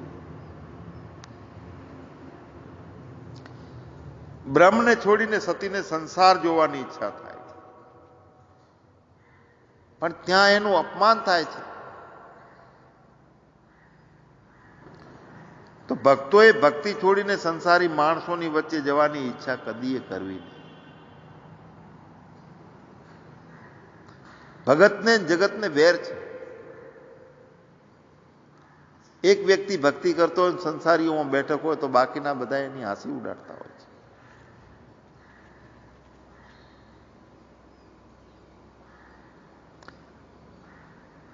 સંસારનો મોહ છે તે મારે છે, અને પરમાત્માનો પ્રેમ છે તે જીવાડે છે. મોહ મારે અને પ્રેમ જીવાડે છે. ધ્રુવને રાજ્ય માટે મોહ હતો. અહીંયા ભાગવતમાં ઉલ્લેખ છે, ધ્રુવ નાની ઉંમરે એને ઘણું બધું તપ કર્યું હતું. તપ કરીને વિષ્ણુને પ્રસન્ન કર્યા છે, સાક્ષાત દર્શન કર્યા છે વિષ્ણુના, તો પણ એને રાજ્યની ઈચ્છા અંદર રહી ગઈ.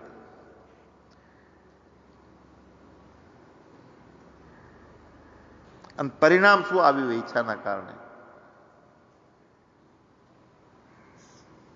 પિતાને વાલો થવા જાય છે, ત્યાં અપમાન થાય છે, માનીતી ને અણમાનીતી. પસ્તાય છે ધ્રુવ પાછળથી, અને પાછળથી એને કુબેરના સેવક સાથે યુદ્ધ થાય છે. ત્યારે કુબેરે એને આત્મજ્ઞાનનો ઉપદેશ આપે છે ધ્રુવને. એમ પ્રચેતા અને શંકર, પ્રચેતાઓને શ્રી શંકરના શ્રી વિષ્ણુના સાક્ષાત દર્શન થયા હતા. એમની પાસેથી સારો બોધ મળ્યો હતો, છતાં ગૃહાશ્રમની માયામાં રહેવાથી એ ઉપદેશ ભૂલી ગયા હતા. પણ જ્યારે એમને નારદજી પાછળથી મળ્યા અને કીધું કે તમે ગૃહાશ્રમમાં આસક્ત રહેવાથી ભગવાન શંકર અને વિષ્ણુએ જે આપેલો ઉપદેશ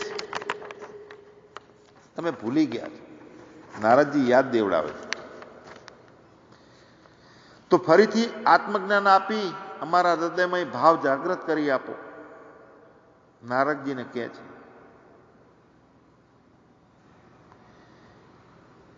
અહીંયા ભાગવતમાં આધ્યાત્મિક અર્થ શું છે, બોધ શું છે આ વાત પાછળ?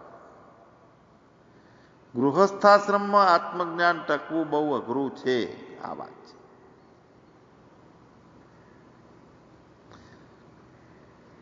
કામના રહિતની બુદ્ધિ, કરતા રહિતનો ભાવ ઉભો કરવાની જે આપણે આગળ વાત કરી એનું કારણ આ છે. માકો લગે ના રંચક રે, કાગળને લેમિનેશન કરી નાખીએ તો પલળે નહીં, એ બગડે નહીં. રેઇનકોટ પહેરીને બાથરૂમમાં નાવા જઈએ તો કોણ પલળે? એમ અહમસ્મી પરબ્રહ્મ નિત્ય શુદ્ધ બુદ્ધ અવિક્રિય સનાતન, હું પોતે બ્રહ્મ છું, નિત્ય છું, શુદ્ધ છું, બુદ્ધ છું, અવિક્રિય છું, સનાતન છું, મારો આદિ અને અંત નથી.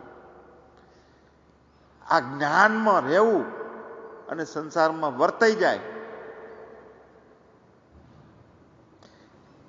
ગૃહસ્થાશ્રમ છે, સંસાર છે, એ તો જળ છે, આપણને કોઈને આવીને પકડતો નથી, આપણે પકડ્યો છે આપણે અજ્ઞાનના કારણે. અને અજ્ઞાનના કારણે પકડેલો સંસાર આપણને અલગ અલગ સુખ અને દુઃખ આપે છે. એક જ મકાન હોય તો એક વ્યક્તિને દુઃખ આપી ગયું હોય, એનું એ મકાનની 4 દિવાલો બીજા માણસને સુખ આપે છે.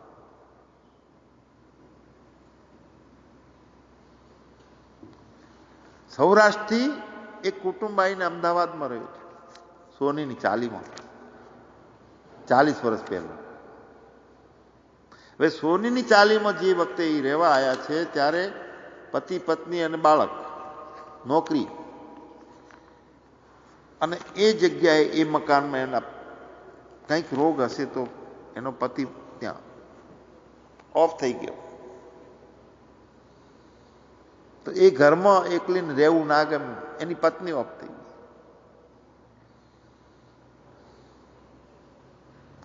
તો ફરીથી એને બીજી જગ્યાએ નોકરીની બદલી કરીને વડોદરા જતું રહેવાનું થયું. આ મકાન ખાલી કરી દીધું છે. 20-25 વર્ષ બરોડા રહ્યા છે, નોકરી પૂરી કરી છે. હવે એ ખાલી કરીને ગયા છે, એ જ મકાનમાં એક બીજા કુટુંબ આવ્યું છે. એક ભાઈ, એક નાની બેન, એની મા, 3 જણા રહેતા હતા. એ મકાનમાં એના લગ્ન થયા. ભાઈના જાહો જલાલીથી એક સારી કન્યા સાથે આનંદ થઈ ગયો એના એ મકાનમાં. એને ત્યાંથી બદલી થઈ છે, મકાન છોડીને બીજે જાય છે. 20 વર્ષે પેલું જે કુટુંબ છે જેને એ ઘરમાંથી દુઃખ ઉત્પન્ન થયું હતું, એ ઘરમાં આવીને રહે. એ ઘરમાં નથી પણ એ શેરીમાં એના મિત્રો સંબંધ થઈ ગયો હોય તો કોઈ કારણસર આવવાનું થયું, તો એ ઘરની બાજુમાંથી ચાલવાનું હતું તો ના, અહીંયાથી નથી ચાલવું, બેકાર લાગે છે ઘરે. દિવાલો તો એની એ છે, મકાન સુખ કે દુઃખ નથી આપતું, પણ મનના ભાવ ત્યાં ઘરની જોડે જવાની ઈચ્છા ના થાય. કેમ કે ત્યાં એની પત્ની નો દેહાંત થઈ ગયેલો હતો. કુટુંબ વેરવિખેર થઈ ગયું એ ઘરમાં આવ્યા પછી. નફરત થઈ હતી, નેગેટિવ ઉર્જાઓ થઈ ગઈ એના વિશે. અને એ જ શેરીમાં એક સંબંધીના ત્યાં લગ્ન માટે કરીને 20 વર્ષે પેલું કુટુંબ આવ્યું છે કે જ્યાં એના લગ્ન થયા હતા. બંને પતિ પત્ની આનંદ કિલ્લોળથી. અને એ ઘર ભાડે લીધેલું હતું, છતાં નીકળ્યા એટલે તરત ગાડી ઊભી રાખી છે કે આહા, આ ઘર આવ્યું, અહીંયા આપણા લગ્ન થયા હતા, આપણો કેવો સરસ મજાનો સંસાર ચાલ્યો છે, ચાલો ચાલો જઈએ. પણ કોઈ ઓળખીતા નહીં હોય, એમાં તો કોઈક રહેતું હશે. અરે કહેશું 500 ગ્રામ પેડાનું પડીકું લઈને જાય છે. જે કુટુંબ રહેતું એને આપે છે કે જો અમે બહુ ખુશ છીએ, આ મકાનમાં હતો ને મારા લગ્ન થયા હતા. દિવાલો બદલાઈ ગઈ કે આ લોકોને આનંદ આવ્યો? દિવાલોએ એમને આવકાર્યા હતા કે આનંદ આવ્યો? તો પેલું કુટુંબ આવ્યું તેને દિવાલોએ નફરત કરી હતી.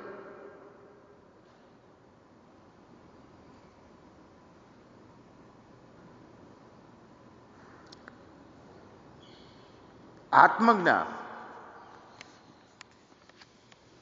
હૃદયની અંદર ભાવ ઉત્પન્ન કરે છે. ગૃહસ્થાશ્રમમાં આત્મજ્ઞાન ટકાવવું એ બહુ અઘરું કામ છે, પણ ઉપરામ વૃત્તિ થઈ જાય આપણી. આત્માનો રસાસ્વાદ ચાખી લીધો હોય પણ આસક્તિ હોય છે ને, જૂની ટેવ, પેલી માખી મધના ઘડામાં બેહે પણ તોય ઉડીને જાય ને વિસ્તારમાં જઈને બેહી જાય છે, કારણ કે એનું વ્યસન થઈ ગયેલું હોય છે. રાજા ભરતની હરણમાં આસક્તિ, એની કથા આવે છે ભાગવતમાં. રાજા ભરત રાજ્ય છોડી, કુટુંબ છોડી વનમાં તપ કરવા ગયા.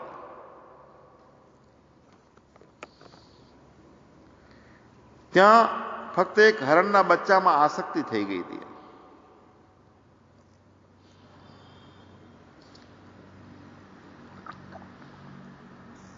આસક્તિ થવાથી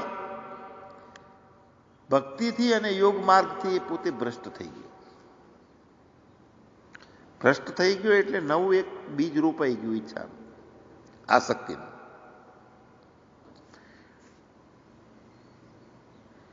બીજ જે રોપાય છે, પ્રારબ્ધો બને છે, એ વાત બહુ સમજવા જેવી છે. કાલે એક સાધકનો ફોન ઉપર પ્રશ્ન હતો કે સંસારમાં તો દેહ, ઇન્દ્રિયો, શરીર વર્તે જાય છે, ગુણો પ્રમાણે ગુણો વર્તે છે. સાક્ષીને શું પડી ભેગો લપટાય? ગુણાહ ગુણે શું વર્તનતે? ગુણોનું કામ ગુણોમાં થાય છે, પણ આપણે સાક્ષી છીએ, આપણે એમાં ક્યાં લપેટાવાનું છે? છતાંય પણ એવી કોઈ કચાશ રહી જાય તો જેના કારણે જે કાંઈ ઈચ્છાઓથી કામના કાર્યો થઈ જાય છે, એનું પ્રારબ્ધને કર્મનું ફળ ભોગવવું પડે ખરી એને? અથવા તો બિલકુલ કર્મનું ફળ બંધાય નહીં, એના માટે કઈ સ્થિતિ જોઈએ? બહુ સરસ પ્રશ્ન છે.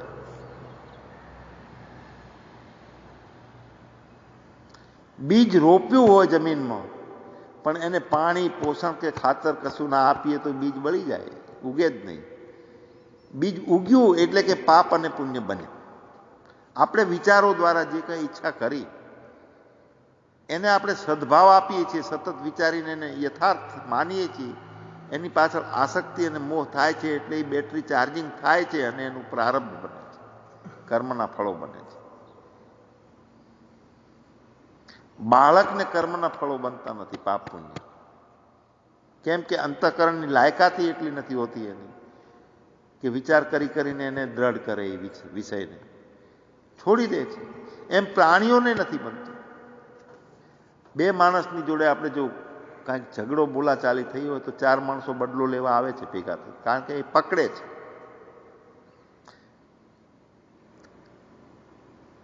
પણ કોઈ કૂતરું ને ગધાડાને માર્યું હોય તો 5-10 ભેગા થઈને આપણો બદલો લેવા નથી આવતા. અંતઃકરણની અંદર એ પકડતા નથી, પકડે છે અને પાપ પુણ્ય બને છે. ક્રિયમાણ કર્મ, સંચિત કર્મ અને પ્રારબ્ધ કર્મની આપણે વાત કરી હતી. કર્મો ફળ આપવા માટે તત્પર ક્યારે થાય છે? બીજ તરીકે થાય અને બીજ અંકુરિત થઈને બારે આવે ત્યારે એ ફળ આપવાનું. જ્યાં સુધી ફળ નોખું પડીને આપતું નથી ત્યાં સુધી એના એ વૃક્ષમાં બીજ રમતું હોય છે, પણ પાકે છે ત્યારે એ ફળ માટે કરીને નોખું પડી જાય છે, એમાંથી ફળ આપી દે છે. રાજા ભરત હરિણના બચ્ચામાં આસક્તિ આવી ગઈ, ભક્તિથી અને યોગ માર્ગથી ભ્રષ્ટ થઈ ગયા. તો શું થયું છે કે એની અંદર બહુ આસક્તિ થઈ ગઈ. એક અસંગતા હતી, અકર્મણ્યતા હતી, હું કરતા ભોગતા નથી, હું ચેતનાત્મા છું, ઉપરામ થયેલી વૃત્તિ હતી. એના બદલે જગતને પકડ્યું, એને સંસારને પકડ્યો છે.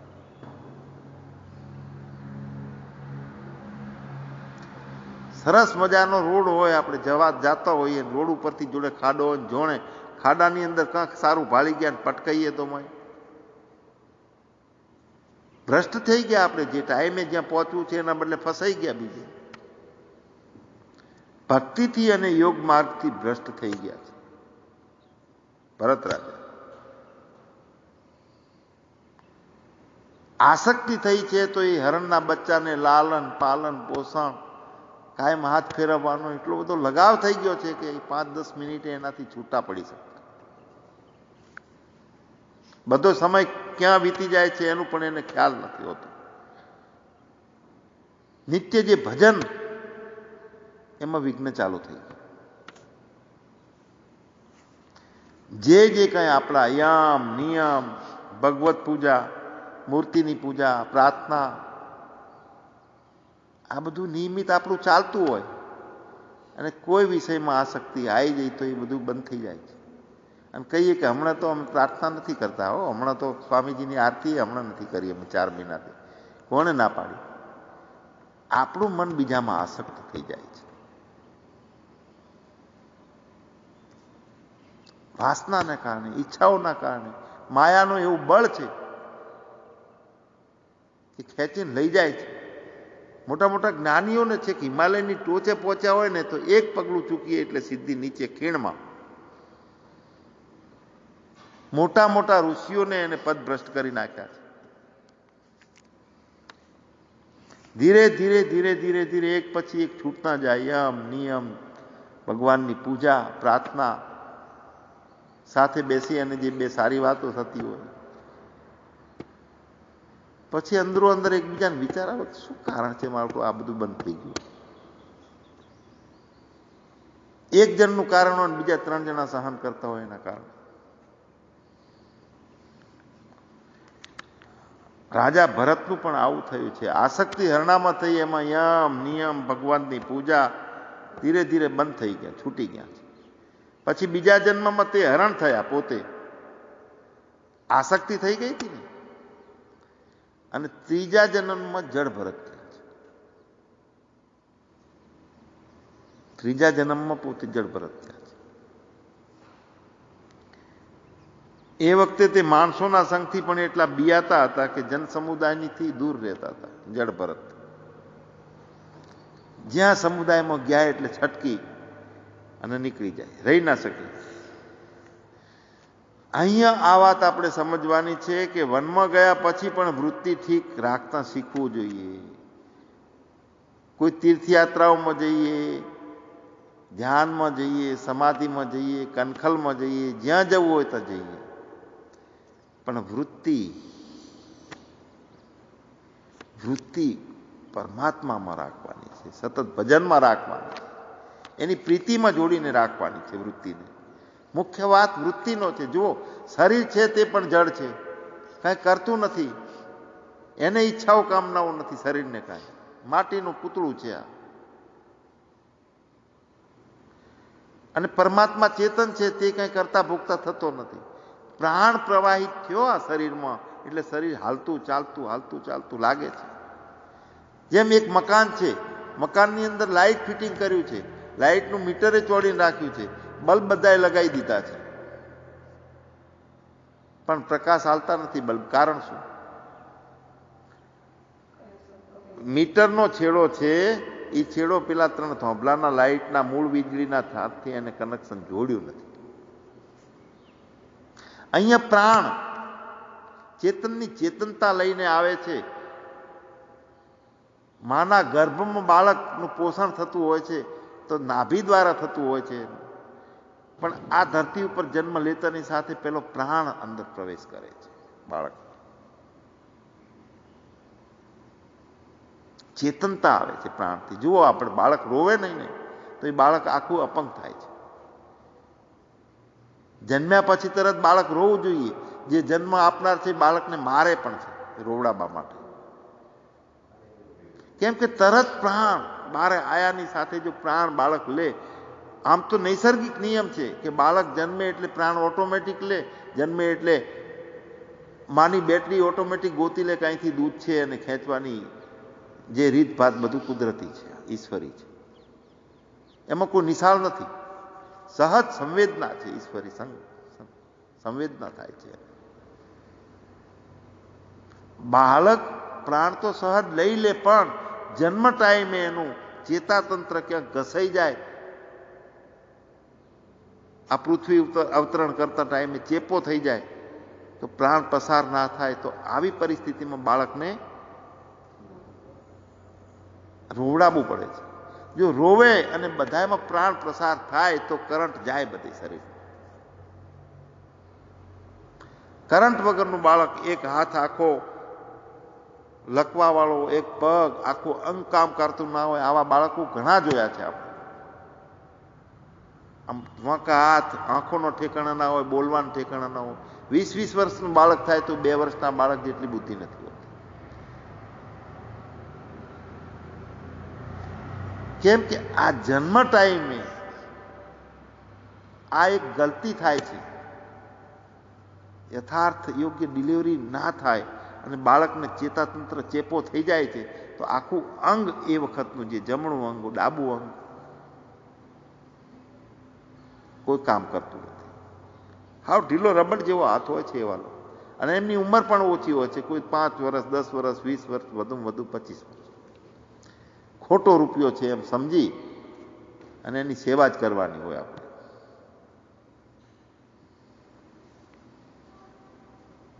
રાજા ભરત જન સમુદાયથી દૂર રહેતા હતા. તો આ ઉપરથી આપણે સમજવાનું છે કે વનમાં જઈએ કે જન્મમાં જઈએ, વાત છે વૃત્તિની. વૃત્તિને આપણે ઠીક રાખતા આવડવું જોઈએ. જ્ઞાનાંકુશ સમાબુદ્ધિ તસ્ય નો ચલતે મનો. વૃત્તિ ઠીક ના હોય તો ચલિતતા થઈ જાય છે, ક્યાંય વિષયોમાં છપડાઈ જવાય છે, દુઃખ આવે છે.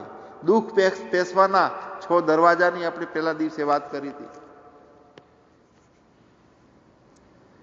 ચોરી, જુગાર, વેશ્યાગમન, વ્યસન, આ બધા દુઃખને પેસાડવા માટેના દરવાજા છે.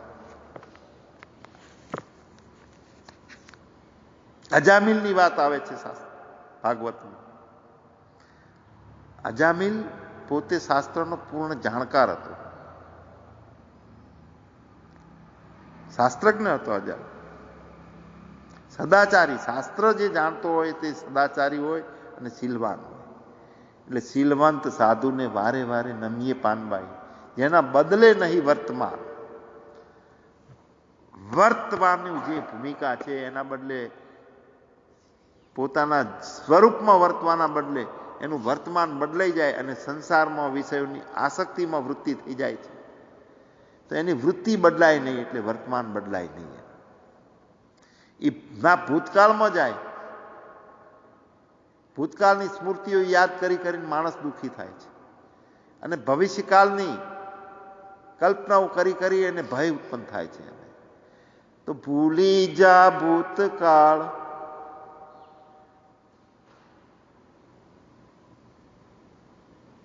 વર્તમાનને સુધાર, ભવિષ્યને કરી લે તુમારો, અપી ચેત સુદુરાચારો. ભવિષ્ય જે આવશે ને, ઈશ્વર નિષ્ઠાથી જે આવે એ હું એને સ્વીકારી લઈશ, ભય નથી રાખવું. વર્તમાન અત્યારે મારા હાથમાં છે તો મસ્ત કેમ જીવી ના લઉં? ભૂતકાળના ટેન્શનો બધું ભરી ભરીને કેમ રાખવું? અજામિલ શીલ પાળવા વાળો અને સદાચારી હતો. સ્વભાવ એનો મૃદુ હતો, બધામાં હળતા મળતા વાળો, જીતેન્દ્રિય, સત્યપરાયણ, મંત્રવેતા હતો. મંત્રવેતા એટલે જે કાંઈ ઈચ્છા કરવી હોય એ કાર્યને ઈચ્છા દ્વારા સિદ્ધ કરીને બતાવે. મનથી એટલો પાવરફુલ કે એની વિચારમાં એક સિદ્ધિ હતી. વિચાર ક્યાંથી ઉઠે છે? આપણો નાભીમાંથી, અંદરથી, પોતાનામાંથી વિચાર ઉઠે છે. સંવેદના, સંવેદના ઉઠે છે ત્યાં વિચાર આપણામાંથી એક બળ લઈને, ઈચ્છાનું બળ લઈ અને સમષ્ટિમાં જાય છે. અને શુદ્ધ હોય એની પાછળ બીજું કોઈ ભાગ ભૂતને ભવિષ્ય લાગેલું ના હોય, વર્તમાન કાળનો વિચાર હોય તે સમષ્ટિમાં જાય છે, સંજોગોને ખેંચી લાવી અને જે આપણી ઈચ્છા હોય એવી સિદ્ધિઓ ઉત્પન્ન કરી શકે છે. આ મન છે, સંકલ્પ માત્રથી પરમાત્મા જગત ઉત્પન્ન કરે છે ઈશ્વર, અને સંકલ્પ માત્રથી મન પણ બધું કરી શકે છે. પણ એ હેસિયત કેવી રીતે મનના દ્વારા સિદ્ધિઓ પ્રાપ્ત થાય? સિદ્ધિઓની ઈચ્છા ઘણી કરવી અને મોહમાં ફસાઈ જવું, એ પણ એના માટે વિવેક બુદ્ધિ જોઈએ.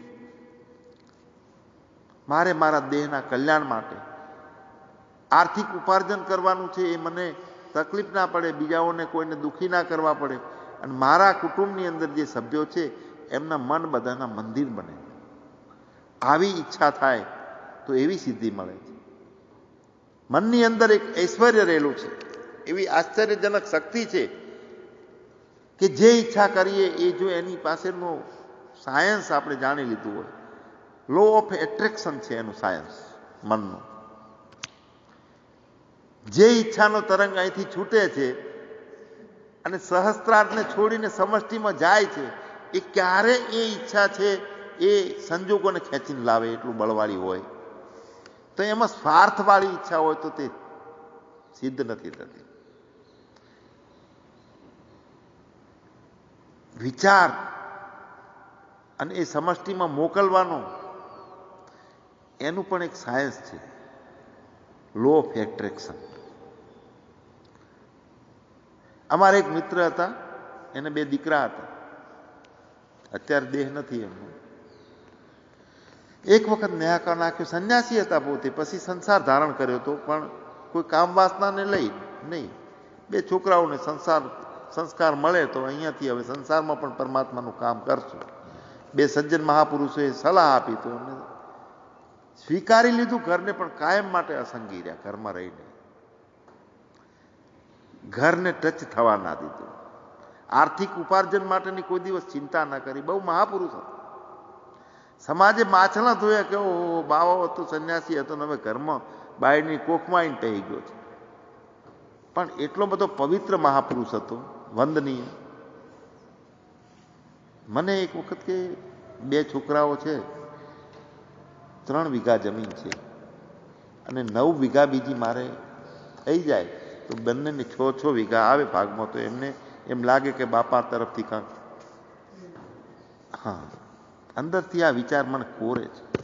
મારા સ્વાર્થ માટે નહીં, મને છોકરાઓ પર મોહ નથી, પણ આ પરંપરા એ એમના છોકરાઓ માટે કંઈક કરે એટલા માટે કરી. અને પરિસ્થિતિ વિકટ છે. અમારી મિત્રતા બહુ. જ્યારે એમને તીર્થયાત્રામાં જવાનું થાય, એ મારી દુકાન હતી ને, દુકાનમાં આવે એટલે હું મારી જગ્યા છોડીને એ દુકાનની સીટ ઉપર એમને બેહાડું. એટલો બધો ભાવને એકતા હતી કે હું એમને કહું, તમારે જ્યારે જેટલા પૈસાની જરૂર હોય ને, તો મારે આમાં જરૂર હોય તો હું લઈ લઉં છું, હું ગણતો નથી. જે આયા એ ગજબામ નાખીને પછી વધે એટલા ઘેરે આપી દઉં. એમ તમારે ગણવાનું નહીં અને મને કહેવાનું નહીં, મારી દુકાન છે ને તમારી નથી ને આવું માનવાનું નહીં. ત્યારે જેટલા જુએ એટલા લઈ લેવાના. આવો સંબંધ હતો અમારો. બહુ ઓતપ્રોતતા હતી. એણે મને વાત કરી કે 9 વીઘા જમીન આવી જાય તો મજા. મેં એમને પ્રાર્થનાની રીત શીખવાડી.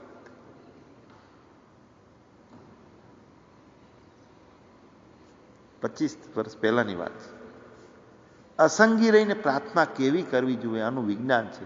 જે ઈચ્છા કરે મન અને સમષ્ટિમાં વિચારનો તરંગ જાય એટલે સમષ્ટિમાંથી એક ક્ષમતા ખેંચીને લાવી અને આપણે સામે ઊભું કરી દે છે. એવી પરિસ્થિતિ, આવી મનની અંદર એક તાકાત રહેલી છે.